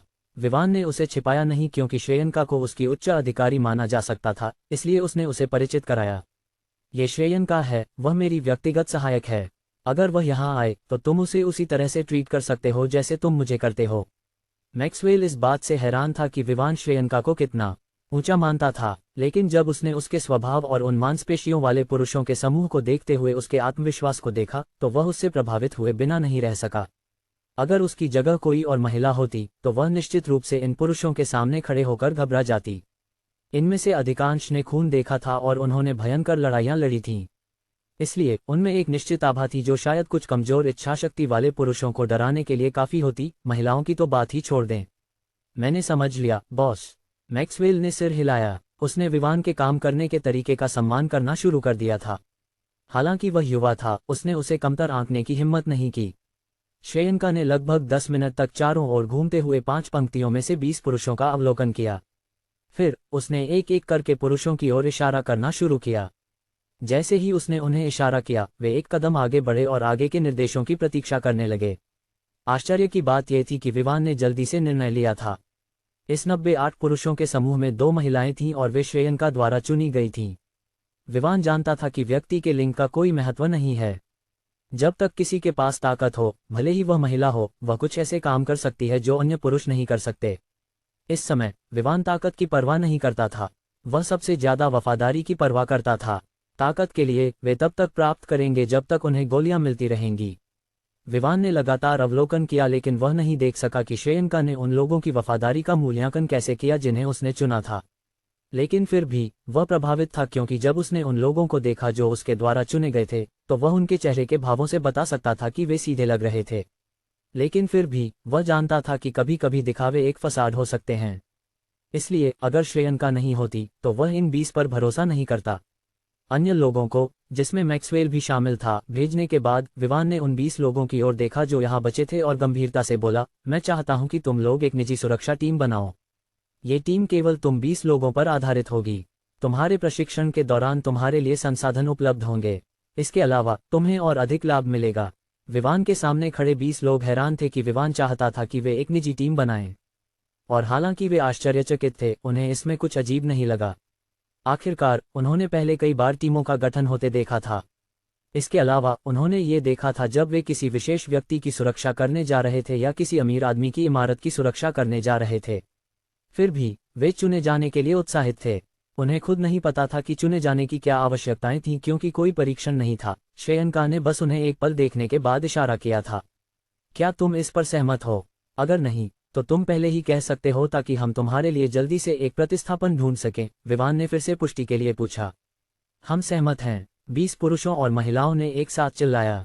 विवान ने सिर हिलाया, फिर उसने कहा, एक निजी टीम के रूप में तुम्हें विशेष प्रशिक्षण मिलेगा, लेकिन यह अगले महीने तक इंतजार करना होगा, इससे पहले कि तुम कुछ लाभ प्राप्त करना शुरू कर सको। कुछ लाभ तुम इस पल से प्राप्त करोगे, लेकिन अन्य लाभों के लिए थोड़ा इंतजार करना होगा। मैं तुम्हें एक पहला मिशन देने जा रहा हूँ। रविवार को मैं चाहता हूँ कि तुम सभी सोमेश्वर सिटी में रहो। वहाँ एक गैंगस्टर समूह है जो वहाँ परेशानी पैदा कर रहा है। मैं चाहता हूँ कि तुम उनसे निपट लो, विवान ने समूह की ओर देखते हुए कहा। जब उन्होंने उसकी ओर उलझन भरी नजरें डाली तो विवान जान गया कि वे क्या सोच रहे हैं और कहा, इस टीम को उन टीमों की तरह मत लो जो तुमने पहले बनाई थीं। आज जो टीम बनाई गई है वह टूटेगी नहीं। हालांकि अन्य टीमें हो सकती हैं, ये टीम अस्तित्व में रहेगी। दूसरे शब्दों में, जो निजी सुरक्षा टीमें बनाई गई हैं वे पहले की टीमों की तरह अनुबंधित काम नहीं करेंगी। तुम्हें उन मिशनों को करना होगा जो तुम्हें एक विशेष समय पर सौंपे जाएंगे। तुम्हारा वेतन उस महीने के दौरान भी वही रहेगा, भले ही तुम्हारा कोई मिशन न हो, लेकिन प्रत्येक मिशन के पूरा होने के बाद बोनस मिलेगा, विवान ने आगे कहा। समूह फिर से उत्साहित हो गया। विवान के शब्दों से उन्हें सुनिश्चित भुगतान मिलने वाला था, और विवान द्वारा दिए गए मिशन के उदाहरण से वे पहले से ही जान सकते थे कि यह उतना खतरनाक नहीं था जितना कि बंदूकें शामिल करने वाला हो। ठीक है, फिर तुम लोग कल सोमेश्वर सिटी की ओर बढ़ोगे। मिशन अगले दिन किया जाएगा, इसलिए मुझे उम्मीद है कि तुम इस दिन का उपयोग तैयारी के लिए करोगे। मिशन के बाद तुम वहां रह सकते हो जब तक विशेष प्रशिक्षण की तैयारी पूरी नहीं हो जाती, विवान ने आगे कहा। उसने कुछ और चीजों के बारे में बात की और इस सुरक्षा टीम के लिए अपनी योजनाओं के बारे में बताया। टीम के नाम और उनके कप्तान के बारे में विवान ने उन्हें आपस में तय करने के लिए कहा। चूंकि वह इस पर समाप्त हो गया, विवान श्रेयंका के साथ वहां से चला गया। वे होटल पहुंचने के बाद अलग हो गए। विवान को पहले ही ब्राइटवे मेडिकल रिसर्च सेंटर से कॉल मिल चुका था कि शेष शेयरों की सफल खरीद की पुष्टि हो गई थी। अब केवल अनुबंध पर हस्ताक्षर करना बाकी था। इसी कारण से उसे सोमेश्वर सिटी में जल्दी से वापस जाना था, इससे पहले कि केंद्रीय प्रांत की ओर दौड़ सके। Shreyanka good vision security limited के मुख्यालय जा रही थी ताकि विलय प्रक्रिया की तैयारी कर सके, लेकिन ये केवल तैयारी थी क्योंकि गोलियों के मुद्दे को पहले आना था। जब शरीर को मजबूत करने वाली गोलियां सफलतापूर्वक उत्पादित हो जाएंगी तो श्रेयंका की निगरानी में विलय शुरू होगा। अगर संभव होता तो विवान इस दिन वेंचर सिटी छोड़ देता, लेकिन उसे रुकना पड़ा क्योंकि अगले दिन शीतल किराने की दुकानों की खरीदारी पूरी कर लेगी। वह बिना ये सुनिश्चित किए नहीं जा सकता था कि सब कुछ सही स्थिति में है। Crystal city, Roy mansion. Dhirendra, Jack कहाँ है? तुम उसे यहाँ लाने वाले थे, विक्टर ने धीरेंद्र की ओर देखते हुए कहा जो उसके सामने खड़ा था। पिता, ऐसा लगता है कि कुछ ऐसा हुआ है जिसकी मैंने उम्मीद नहीं की थी। जैक सोमेश्वर सिटी छोड़ चुका है। जहां वह है हमें बिल्कुल नहीं पता क्योंकि उसने अपने गार्ड्स को नहीं बताया कि वह कब गया और कब वापस आएगा, धीरेंद्र ने उत्तर दिया। वह ये सुनिश्चित करने के लिए कड़ी मेहनत कर रहा था कि वह जैक को ढूंढ सके, लेकिन चाहे वह कितनी भी मेहनत करे वह ये नहीं जान सका कि वह कहाँ गया। जैक अपने यूरोकॉप्टर पर गया था। हालांकि शीतल, सान्या और हमान को पता था कि जैक वेंचर सिटी गया है, धीरेंद्र को नहीं पता था कि वे जानते हैं और न ही उसे यह पता था कि वे जैक को जानते हैं। तो तुम क्या करने जा रहे हो? तुम पहले ही मास्टर आल्टन के साथ एक समझौता कर चुके हो, इसलिए तुम इससे बाहर नहीं निकल सकते। अगर जैक नहीं मिला तो हमारा परिवार खत्म हो जाएगा, विक्टर ने कहा क्योंकि गुस्सा उसके चेहरे पर उभरने लगा। वह खुद पर भी संदेह करने लगा कि क्या उसने वास्तव में धीरेंद्र को परिवार का प्रमुख बनाकर सही निर्णय लिया था। आखिरकार उसने बिना उससे परामर्श किए किसी को परिवार से निकाल दिया था। उसके चुनाव का और भी अपमानजनक पहलू ये था कि जिसे उसने परिवार से निकाला था वह उसका अपना बेटा था। हालांकि वह अपनी स्थिति को बचाने की कोशिश कर रहा था, उसने चीजों को और भी खराब कर दिया। हालांकि उनमें से किसी ने भी उम्मीद नहीं की थी कि कोई जैक से शादी करने के लिए उनके परिवार से पूछने आएगा। कम से कम विक्टर को लगता था कि इस बार धीरेंद्र का निर्णय वास्तव में अविवेकपूर्ण था। अगर यह केवल जैक को परिवार से निकालने का मामला होता तो वह खुद, जो जैक को कभी पसंद नहीं करता था, उसे पहले ही परिवार से निकाल चुका होता। लेकिन इस पूरे समय उसने ऐसा नहीं किया। यह नहीं था कि वह किसी चीज से डरता था, ये बस इतना था कि अंत में चाहे उन्होंने जैक को निकाला या नहीं, एक चीज नहीं बदलेगी और वह ये थी कि उसके रक्त में रॉय का खून बहता था। मैं अभी भी उसकी स्थिति जानने की कोशिश कर रहा हूँ। मैं जो भी शक्ति रखता हूँ उसका उपयोग कर रहा हूँ। इसके अलावा मैं उसकी गतिविधियों की जांच कर रहा हूँ जब वह अभी भी सोमेश्वर सिटी में था। मुझे यकीन है कि मैं एक सुराग प्राप्त कर सकता हूँ, धीरेंद्र ने आत्मविश्वास से उत्तर दिया। देखो धीरेंद्र, चाहे जो भी हो, तुम्हें ये सुनिश्चित करना होगा कि जैक यहाँ लाया जाए। तुम जानते हो, सगाई अभी तक आधिकारिक नहीं हुई है। कौन जानता है कि मास्टर आल्टन इसे कब आधिकारिक बनाने का निर्णय लेगा। ये कल हो सकता है या शायद अगले सप्ताह। इसलिए जैक को ढूंढना और यहाँ लाना जितना जल्दी हो सके उतना बेहतर है, विक्टर ने निर्देश दिया और वहां से चला गया। धीरेन्द्र ने एक पल सोचा और एक कॉल करने का निर्णय लिया। नमस्ते केविन, मैं तुमसे एक मदद मांगना चाहता हूँ। रॉय मैंशन के अंदर एक बेडरूम के अंदर कायला एक दर्पण के सामने बैठी थी और अपने प्रतिबिंब को देख रही थी। वर्तमान में वह एक वी नेक बेज ड्रेस पहने हुए थी। उसकी आंखें तेज थीं, पहले की सभी चंचलता के संकेत गायब थे। मुझे कुछ करना है ताकि यह सुनिश्चित हो सके कि जैक उस परिवार से शादी न करे। अगर वह उस महिला से शादी कर लेता है तो मुझे यकीन है कि वह अब तक उसके साथ हुई सभी चीजों का बदला लेने वाला है, उसने अपने आप से सोचा। उसने अपने नाखूनों को देखा जो साफ थे लेकिन थोड़े लंबे थे। कुछ समय तक उनके साथ खेलते हुए उसने सोचना जारी रखा, मैं सोमेश्वर सिटी नहीं जा सकती क्योंकि यह शर्त है। हालांकि ऑफ ट्रैक रेसेस केवल किसी को रेसिंग प्रतियोगिता से प्रतिबंधित करते हैं, वे निश्चित रूप से मेरी जिंदगी को कठिन बना देंगे। आखिरकार मैं रेसिंग में भाग नहीं लेती, अन्यथा शर्त तोड़ने की सजा मेरे लिए कुछ भी नहीं होगी। उसने अपने होंठों को चिढ़ाते हुए अगला कदम सोचने लगी। स्टीव ने पहले ही अपनी सजा शुरू कर दी है। चाहे वह कहीं भी जाए, ऐसा लगता है कि परेशानी उसका पीछा कर रही है। पिछले कुछ दिनों में उसकी जिंदगी आसान नहीं रही है। चूंकि मैं वहां नहीं जा सकती, मैं किसी और को भेज सकती हूँ, किसी ऐसा व्यक्ति जो जैक से निपट सके। भले ही मुझे उसे मारना पड़े ताकि यह सुनिश्चित हो सके कि वह यहाँ वापस न आए, मैं ऐसा करूंगी।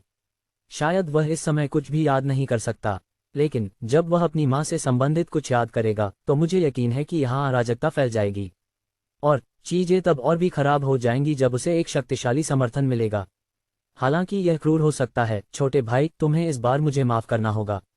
मैं तुम्हें यहाँ वापस नहीं आने दे सकती और न ही मैं तुम्हें किसी बड़े परिवार से शादी करने दे सकती हूँ। अब एकमात्र समाधान ये लगता है, तुम्हें इस दुनिया से समाप्त करना। विवान को इस समय यह नहीं पता था कि उसके खिलाफ कई योजनाएं बनाई जा रही थीं। वे या तो उसे उस जगह वापस लाने के लिए थी जहां वह सबसे ज्यादा नफरत करता था, या उसे इस दुनिया से मिटाने के लिए। और इसका कारण एक ही था, वह सगाई जो उसके और वैंडी के बीच आल्टन द्वारा योजना बनाई गई थी लेकिन वैंडी द्वारा सुझाई गई थी। अगर विवान को इसके बारे में पता होता और उसे यह पता होता कि उसे क्यों निशाना बनाया जा रहा है, तो वह निश्चित रूप से वैंडी से दूरी बनाए रखने का प्रयास करता।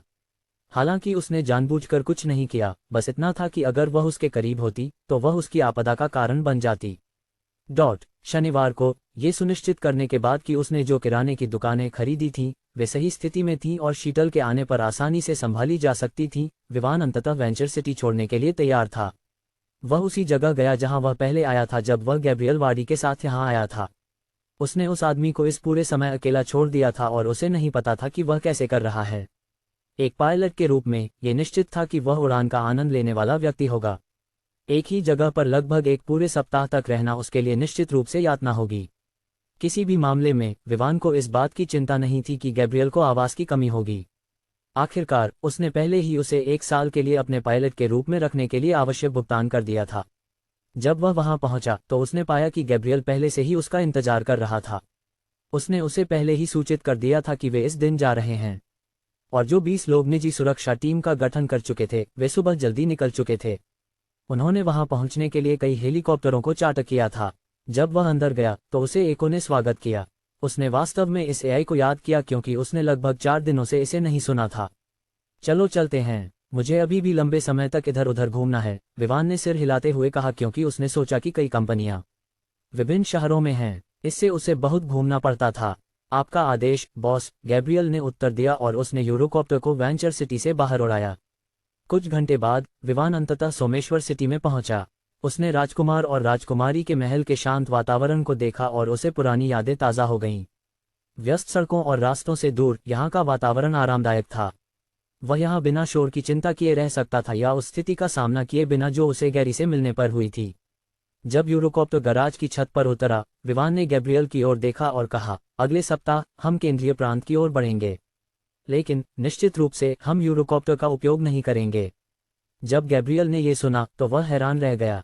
उसने विवान की ओर देखा, उसके पास कहने के लिए कोई शब्द नहीं थे क्योंकि वह सोच रहा था कि विवान वास्तव में कितना अमीर है। हालांकि वह खुद 1 अरब से अधिक की कीमत पर हायर किया गया था, वह एक पूरे वर्ष के लिए था। ये याद रखना चाहिए कि 1 अरब उसकी आय नहीं थी, बल्कि इसमें उस विमान का बीमा शामिल था जिसे वह उड़ाने वाला था, साथ ही विमान के लिए ईंधन की कीमत भी।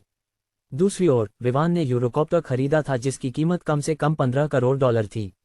हालांकि इसे ज्यादा नहीं कहा जा सकता, लेकिन गैब्रियल को पायलट के रूप में रखने के लिए विमान द्वारा चुकाई गई कीमत की तुलना में यह एक विमान पर खर्च की गई राशि थी। क्या हम किसी हवाई अड्डे पर विमान का उपयोग करेंगे? गैब्रियल ने एक पल बाद पूछा।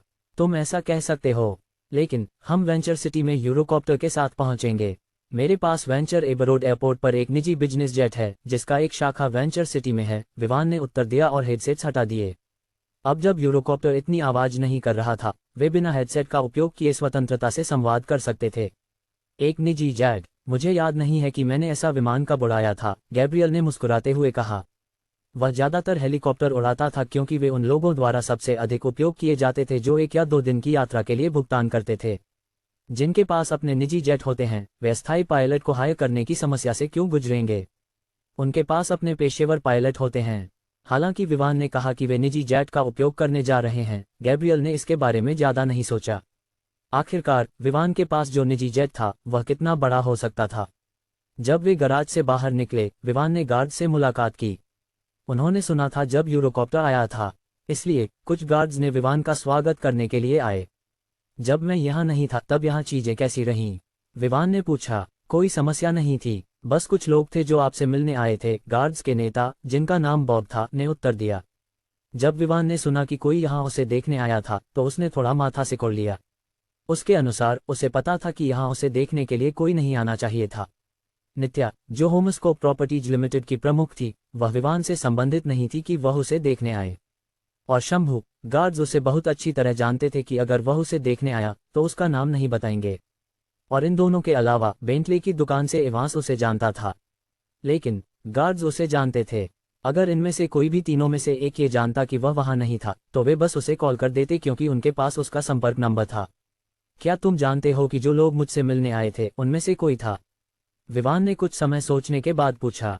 उनमें से किसी ने भी यह नहीं बताया कि वे कौन थे। 4 लोग थे और उनमें से किसी का भी पहचान बताने का इरादा नहीं था, ये कहते हुए कि आप ही एकमात्र व्यक्ति हैं जो उन्हें जानने के लिए योग्य हैं, बॉब ने उत्तर दिया। उसने भी पाया कि यहाँ कुछ गड़बड़ हो रही थी। नतीजतन उसने सुरक्षा बढ़ाने का सुनिश्चित किया। वह किसी तरह इस घटना को धीरेन्द्र से जोड़ सकता था क्योंकि वह एकमात्र ऐसा था जो विमान को खोजने का इरादा रखता था। अगर बॉब ऐसा कर सकता था तो विमान भी इस घटना को धीरेन्द्र से जोड़ सकता था। अपनी आंखें संकुचित करते हुए उसने बॉब की ओर देखा और कहा, बिना मेरी पुष्टि के किसी को यहाँ आने मत दो, जब तक वह उन लोगों में से एक न हो जो पहले यहाँ आ चुके हैं। जी बॉस, बॉब ने सिर हिलाया और उन 3 गार्ड्स के साथ चला गया जिनके साथ वह आया था। विमान ने दूसरी ओर गैब्रियल का स्वागत किया, और यहाँ आने के बाद पहली बार गैब्रियल ने दृश्य की सराहना की। उसे स्वीकार करना पड़ा कि यह सच था कि यह जगह वर्षों की मेहनत के बाद आराम करने के लिए अच्छी थी। लेकिन यह शहर में स्थित था।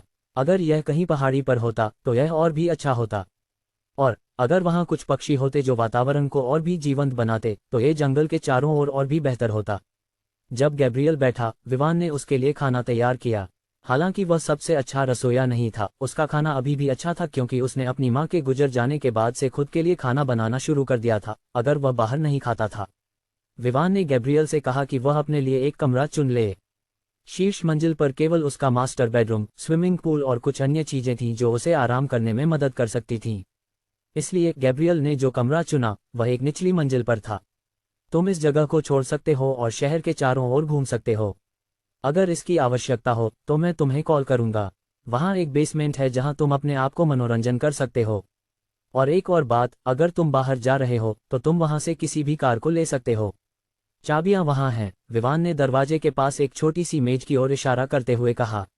वहां कई चाबियां थीं, इसलिए गैब्रियल को बस एक चाबी उठानी थी, बाहर जाना था और उसे दबाना था। जो भी प्रतिक्रिया देगा वह वही होगा जिसका वह उपयोग करेगा। गैब्रियल ने विमान की व्यवस्था को स्वीकार करते हुए कोई शिष्टाचार नहीं दिखाया। वह अब विमान का अधीनस्थ था जब तक कि 1 वर्ष समाप्त नहीं हो जाता। दूसरे शब्दों में, अगले गर्मी तक वह विमान के लिए काम कर रहा होगा। अगले दिन विमान ने अपने सामने खड़े 20 लोगों की ओर देखा। वर्तमान में वे सुरक्षा प्रवर्तन द्वारा निजी टीमों के लिए प्रदान की गई विशेष वर्दी पहन रहे थे। तुम जानते हो कि तुम्हें क्या करना है ना? विमान ने पूछा। हाँ बॉस, उन्होंने एक साथ उत्तर दिया। ठीक है फिर चलो चलते हैं, विवान ने कहा और अपनी बेंटले कॉन्टिनेंटल जीटी में बैठ गया। अन्य लोगों ने अन्य 5 बेंटले बेंटायगास ली और विवान के पीछे चल दिए। रास्ते में विवान ने अपना फोन निकाला और एक कॉल की। नमस्ते विवान, सान्या की आवाज उसके कानों में पहुंची। किसी कारण से जब उसने उसे सुना तो वह राहत की सांस छोड़ता है। उसने मुस्कुराते हुए पूछा, तुम कैसी हो? अब तक कोई समस्या? हालांकि उसने हमान से कहा था कि वह सान्या की देखभाल करने में मदद करे, फिर भी उसे उसके साथ पुष्टि करनी थी। हाँ, तुम्हारी मदद के लिए धन्यवाद। हालांकि गैंगस्टर अभी भी मौजूद हैं, वे अपनी दूरी बनाए रखे हुए हैं और नजदीक आने की हिम्मत नहीं कर रहे हैं, सान्या ने उत्तर दिया। विवान अंततः राहत महसूस कर रहा था। उसने मुस्कुराते हुए कहा, उनकी चिंता करने की कोई आवश्यकता नहीं है। मैं अब शहर में हूँ, इसलिए तुम मुझ पर भरोसा कर सकती हो कि मैं उनसे निपटूंगा। तुम पहले ही वापस आ गए, तुमने मुझे क्यों नहीं बताया? सान्या ने आश्चर्य से पूछा। खैर, मैंने तुम्हें बताया था कि मैं सप्ताह के अंत तक वापस आऊंगा, विवान ने कहा। लेकिन आज सप्ताह का पहला दिन है, सान्या ने कहा। मैं कल वापस आया, विवान ने मुस्कुराते हुए कहा। ठीक है, मुझे लगता है कि तुम वास्तव में अपने वादे को पूरा करते हो। लेकिन तुम कम से कम मुझे बता सकते थे ताकि मैं तुम्हारी सुरक्षित यात्रा की शुभकामनाएं दे सकूं, सान्या ने आगे कहा। मैं अगली बार तुम्हें बताने का सुनिश्चित करूंगा, विवान ने आश्वासन दिया। ठीक है, फिर मैं उन गैंगस्टरों में से कुछ के साथ शुरू कर रही हूं जो मेरी दुकानों के लिए परेशानी पैदा कर रहे हैं, तुम्हारे पास पहुंचने से पहले, विवान ने कहा। सावधान रहना, और इसके बाद दोनों के बीच बातचीत समाप्त हो गई। Vivaan enterprise grocery department, yellow street. यहाँ की किराने की दुकान बिल्कुल अलग दिख रही थी उन गंदे इमारतों से जो इसके चारों ओर थीं। दुकान के सामने और किनारे अच्छी तरह से साफ थे, जो उन लोगों के लिए आवश्यक उच्च स्वच्छता को बनाए रखता था जो उपभोक्ताओं के साथ काम करते थे। वर्तमान में ग्राहकों के दुकान में प्रवेश करने और बाहर निकलने के सामान्य व्यस्त दृश्य के बजाय दुकान के चारों ओर का क्षेत्र पूरी तरह से सुनसान था। केवल कुछ हरे वर्दी में लोग दुकान के सामने खड़े थे, बेबस दिख रहे थे। ये वे स्टाफ सदस्य थे जिन्हें नित्या ने हायर किया था। वे इस जगह पर अच्छी तरह से काम कर रहे थे, लेकिन चीजें अचानक खराब हो गईं जब गैंगस्टरों ने उनके लिए परेशानी पैदा करना शुरू कर दिया। उन्होंने किसी भी ग्राहक को धमकी दी और भगा दिया जो दुकान में किराने का सामान खरीदने की हिम्मत करता था। येलो स्ट्रीट में एक प्रसिद्ध गैंग, जर्क्स ब्रदर्स गैंग की बुरी प्रतिष्ठा थी और यहाँ के अधिकांश निवासियों द्वारा डराया जाता था। इसलिए जब उन्होंने कहा कि कोई भी किराने की दुकान में कुछ खरीदने की अनुमति नहीं है, तो कोई भी आगे आने की हिम्मत नहीं कर सका। और यह सुनिश्चित करने के लिए कि कोई भी उनकी अवज्ञा न करे, उन्होंने यहाँ कुछ गैंगस्टरों को तैनात किया था ताकि निगरानी रख सकें। इस समय शंभू इस दुकान पर आया। वह डिलीवरी का प्रभारी था और नतीजतन वह ऐसा व्यक्ति नहीं था जो एक ही जगह पर रहता। जब उसने बेंटले बेंटायगा एसयूवी को दुकान के पार्किंग लॉट में चलाया तो उसने दुकान की सुनसान स्थिति को देखकर सिर हिलाया। हालांकि वह जानता था कि इसके पीछे कौन है और इससे निपट सकता था, बस इतना था कि जिस अवधि में उसने इस्माइल के साथ शर्त बनाई थी वह समाप्त नहीं हुई थी। नतीजतन वह अपने परिवार के प्रभाव का उपयोग उन्हें दबाने के लिए नहीं कर सकता था। जैसे ही वह कार से बाहर निकला, उसने देखा कि कुछ टैटू वाले पुरुष उसके पास स्टील की छड़ें, पाइप और बेसबॉल बैट लेकर आ रहे हैं। उसे यह पूछने की कोई आवश्यकता नहीं थी कि वे यहाँ क्यों हैं, क्योंकि वह जानता था कि वे वही हैं जो यहाँ परेशानी पैदा कर रहे हैं। बच्चे, क्या तुम दुकान के प्रभारी हो? एक गंजे सिर वाला आदमी आगे बढ़ा और पूछा। इसमें क्या गलत है? तुम यहाँ परेशानी पैदा करना बंद करो, नहीं तो तुम्हारे लिए यह अच्छा नहीं होगा, शंभू ने उसे गुस्से से देखते हुए कहा। गंजा सिर शंभू की धमकी को ज्यादा महत्व नहीं देता। उसने अपनी स्टील की छड़ से कार को ठोका और कहा, विवान एंटरप्राइज? हाँ, यह कोई अच्छा नाम नहीं है। मैं बता सकता हूँ कि यह व्यक्ति सोमेश्वर सिटी में नया है, इसलिए यह स्पष्ट है कि उसके पास यहाँ ज्यादा प्रभाव नहीं है। उसने शंभू की गुस्से भरी नजरों की अनदेखी करते हुए कहा, तो मैं तुम्हें एक अच्छी सलाह देना चाहता हूँ, तुम अपनी दुकान बंद कर दो। अन्यथा जब तक दुकान के अंदर सब कुछ खराब नहीं हो जाता या ताज़ा नहीं रहता, तुम बड़े नुकसान में पड़ोगे। किसी भी मामले में हम इस जगह से तब तक नहीं जाएंगे जब तक ये दुकान बंद नहीं हो जाती। शंभू जवाब देना चाहता था, लेकिन ऐसा लगता था कि उसे इसकी आवश्यकता नहीं थी। उसने परिचित बेंटले कॉन्टिनेंटल जीटी को अपनी ओर आते देखा और मुस्कुराया। तुम ऐसा सोचते हो? मैं तुम्हें सलाह दूंगा कि तुम अगले 5 सेकंड में यहाँ से चले जाओ, नहीं तो तुम गहरे संकट में पड़ जाओगे। तुम ऐसा सोचते हो? मैं तुम्हें सलाह दूंगा कि तुम अगले 5 सेकंड में यहाँ से चले जाओ, नहीं तो तुम गहरे संकट में पड़ जाओगे। गंजा सिर यह नहीं समझ पाया कि शंभू ऐसा क्यों कह रहा था कि वे गहरे संकट में पड़ेंगे। वे शहर में अच्छी तरह से जाने जाने वाले गैंग के सदस्य थे। उन्होंने शहर के लगभग हर हिस्से में अपनी जड़ें फैला रखी थीं, येलो स्ट्रीट उनमें से एक थी। उनके अनुसार इस मिशन में उन्हें एक बड़े परिवार का समर्थन प्राप्त था। लेकिन ये कौन सा था वे निश्चित नहीं थे, क्योंकि केवल गैंग के उच्च पदों पर बैठे लोग ही जानते थे। फिर भी उसने सोचा कि शंभू, जो अभी तक लगभग बेबस था, को ये साहस कैसे मिला कि वह मुस्कुराते हुए ये शब्द कहे। क्या वह अपने बड़े परिवार का दिखावा करके इस स्थिति से बाहर निकलने की कोशिश कर रहा था? जितना अधिक गंजासिर और उसके साथ आए अन्य लोग इस पर विचार करते रहे, उन्हें ये सच लगा कि शंभू शायद उन्हें धमकाने की कोशिश कर रहा है। गंजासिर शंभू पर हंसते हुए बोला, हे, मैं देखना चाहूंगा कि तुम किस तरह के संकट की बात कर रहे हो।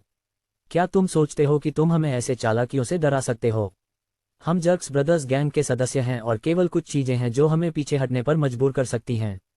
शंभू की मुस्कान और भी चौड़ी हो गई जब उसने कहा, तो मुझे लगता है कि वह तुम्हें पीछे हटने पर मजबूर करेगा, है ना? जैसे ही उसने ये शब्द कहे, उसने बेंटले की ओर इशारा किया जो आ रही थी। गंजासिर और अन्य लोग मुड़कर उस बेंटले की ओर देखने लगे जो उनकी ओर आ रही थी। जिस तरह से वह आ रही थी, वे पहले से ही बता सकते थे कि उसकी कीमत कम से कम 1 करोड़ रुपये थी।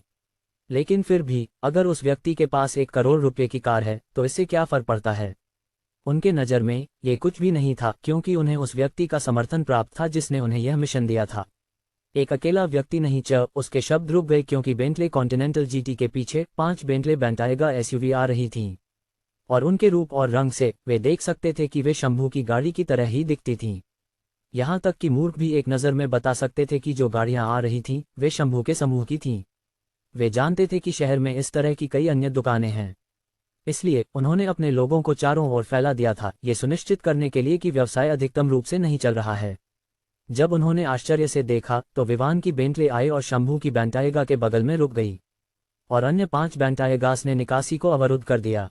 और तुरंत बाद 20 लोग तेजी से गाड़ियों से बाहर निकले, उनके हाथों में डंडे थे। यहाँ केवल 9 गैंगस्टर थे, इसलिए जब वे उन 20 लोगों का सामना कर रहे थे जो उन्हें घेर चुके थे, तो वे तुरंत घबरा गए, क्योंकि उनकी पहले की आत्मविश्वास भरी मुस्कान पूरी तरह से गायब हो गई। उनकी आंखों में केवल आतंक रह गया। कॉन्टिनेंटल जीटी का दरवाजा खुला और विवान, जो कैजुअल कपड़े पहने हुए था, बाहर आया। हालांकि उसके कपड़े कैजुअल थे, वे उसकी अद्भुत काया और आकर्षण को छिपा नहीं सकते थे। शंभू आगे बढ़ा और विवान के कंधे पर हाथ रखते हुए कहा, बॉस, तुम आखिरकार यहाँ आए। मैं सोच रहा था कि तुम कब आओगे। अगर तुम लेट होते तो ये बेवकूफ़ हमें नुकसान पहुंचा देते। विवान ने शंभू के अभिवादन का मुस्कुराते हुए उत्तर दिया। वह खुद इस समूह से नाराज था जो यहाँ परेशानी पैदा कर रहा था। पिछले रात उसने केवल 90 लाख रुपए प्राप्त किए थे, और ये तब था जब गुणक लागू किया गया था।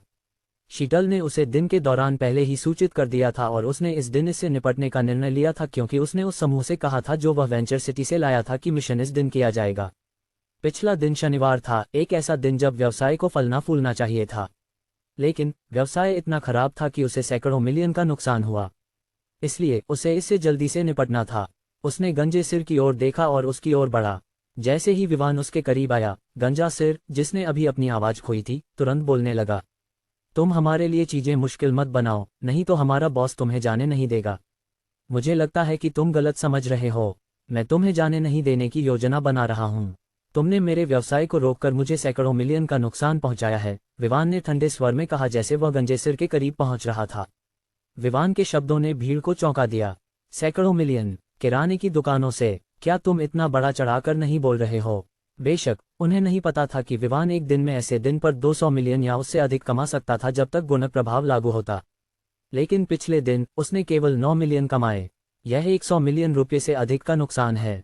किसी भी मामले में वह किसी को भी सिस्टम के बारे में नहीं बताएगा, लेकिन उन्हें कम से कम ये जानना चाहिए कि उन्होंने उसे बड़ा नुकसान पहुंचाया है और उन्हें इसके लिए कीमत चुकानी होगी। तुम हमें नहीं छोड़ोगे? क्या तुम जानते हो कि हमारा बॉस कौन है? गंजा सिर धमकी देते हुए बोला। मैं उसे नहीं जानता, लेकिन मैं उसे जानना चाहूंगा। और क्या तुम मुझे जानते हो? विवान ने अपने होठों पर ठंडी मुस्कान के साथ पूछा। हे, गंजा सिर स्पष्ट रूप से यह उम्मीद नहीं कर रहा था कि विवान उसकी धमकी से डरने वाला नहीं था। और वह सही था, वे भी विवान को नहीं जानते थे और न ही उनकी क्षमताओं को जानते थे। लेकिन किसी भी मामले में वह बस शहर का एक नया व्यक्ति था। एक ड्रैगन अपने ही घर में एक सांप को नहीं हरा सकता, है ना? इस बारे में सोचते हुए गंजा सिर ने अपनी स्टील की छड़ विवान की ओर इशारा करते हुए कहा, इससे कोई फर्क नहीं पड़ता कि तुम कौन हो, लेकिन अंत में मैं ये सुनिश्चित कर सकता हूं कि तुम हम पर हमला करके इससे भी बड़े संकट में पड़ जाओगे।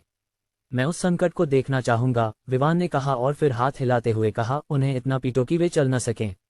बस ये सुनिश्चित करो कि उनकी हड्डियां न टूटें। विवान के आदेश के साथ पीएसटी के 20 सदस्यों ने अपनी चाल चलना शुरू कर दिया।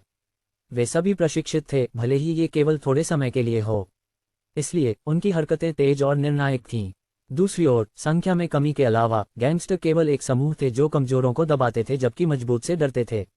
वे मुख्य रूप से अपनी संख्या पर निर्भर करते थे ताकि दूसरों को दबा सकें और न कि अपनी क्षमताओं पर, इसलिए उन्हें जल्दी ही पीटा गया। बैटनों के इलेक्ट्रिक कट के साथ कुछ मिनटों की पिटाई के बाद वे निष्क्रिय हो गए।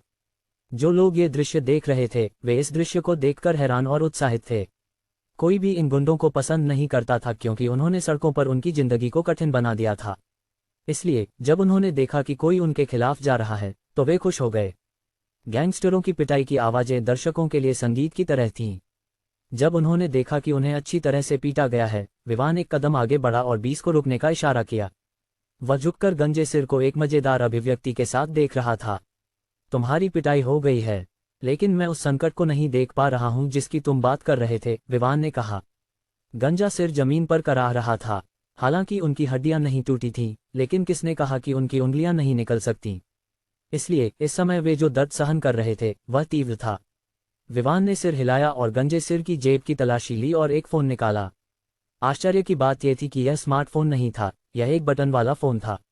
उसने सिर हिलाया और फोन में मौजूद संपर्क सूची को स्क्रॉल किया, और थोड़ी देर बाद उसने एक संपर्क पाया जो बताता था कि यह व्यक्ति एक गैंगस्टर था। इसे बड़े भाई 3 के रूप में सेव किया गया था। जर्क्स ब्रदर्स गैंग के नाम से जाने जाने वाले गैंग के साथ विवान पहले से ही बता सकता था कि गैंग के शीर्ष गैंगस्टरों में कई भाई हो सकते हैं। उसने कॉल की, गंजे सिर की कराहों और चिल्लाने की अनदेखी करते हुए। क्या हुआ गंजे, क्या उन्होंने दुकान बंद कर दी? एक गहरी और मोटी आवाज सुनाई दी। दुकान बंद करने की क्या बात है? मुझे तुमसे कुछ चर्चा करनी है। मुझे नहीं पता कि क्या तुम्हारे पास ये बताने की हिम्मत है कि तुम अब कहाँ हो? विवान ने तिरछी मुस्कान के साथ पूछा। एक पल के लिए चुप्पी थी, फिर भाई 3 ने कहा, तुम दुकान के मालिक हो? ऐसा लगता है कि मैं किसी ऐसे व्यक्ति से बात कर रहा हूं जो कुछ दिमाग रखता है, विवान ने उत्तर दिया। शायद तुम अपनी जगह नहीं जानते। कुछ दुकानों को खोलने से तुम इतने घमंडी हो गए। मैं डीजा के पुराने गोदाम में हूं। अगर तुम्हारे पास हिम्मत है तो तुम यहां आ सकते हो। यह अच्छा होगा अगर हम सीधे तुम्हारे साथ निपट सकें और समय बर्बाद करने के बजाय दुकानों के प्रवेश द्वार को बंद करने में, भाई 3 ने कहा। विवान ने मुस्कुराते हुए कहा, कोई समस्या नहीं, मैं लगभग 30 मिनट में वहां पहुंचूंगा। यह अच्छा होगा अगर तुम अपने सभी भाइयों को वहां लाओ। आखिरकार एक ही बार में तुम सभी से निपटना अच्छा होगा। इसके बाद विवान ने कॉल समाप्त कर दिया। उसने शंभू की ओर देखा और कहा, तुम यहाँ चीजों का ध्यान रख सकते हो और उनकी मदद से अन्य दुकानों का भी। मैं थोड़ी देर में वापस आऊंगा। शंभू को जवाब देने का मौका दिए बिना विवान बेंटले कॉन्टिनेंटल जीटी में बैठ गया और शहर के पश्चिमी बाहरी इलाके की ओर बढ़ गया। तो दोस्तों, आज का एपिसोड यहीं खत्म होता है। कृपया चैनल को लाइक करें, शेयर करें और सब्सक्राइब करें ताकि वीडियो का नोटिफिकेशन आपको पहले मिले और वीडियो पूरा देखें और दूसरी कहानियों को भी एक्सप्लोर करें। हमारा चैनल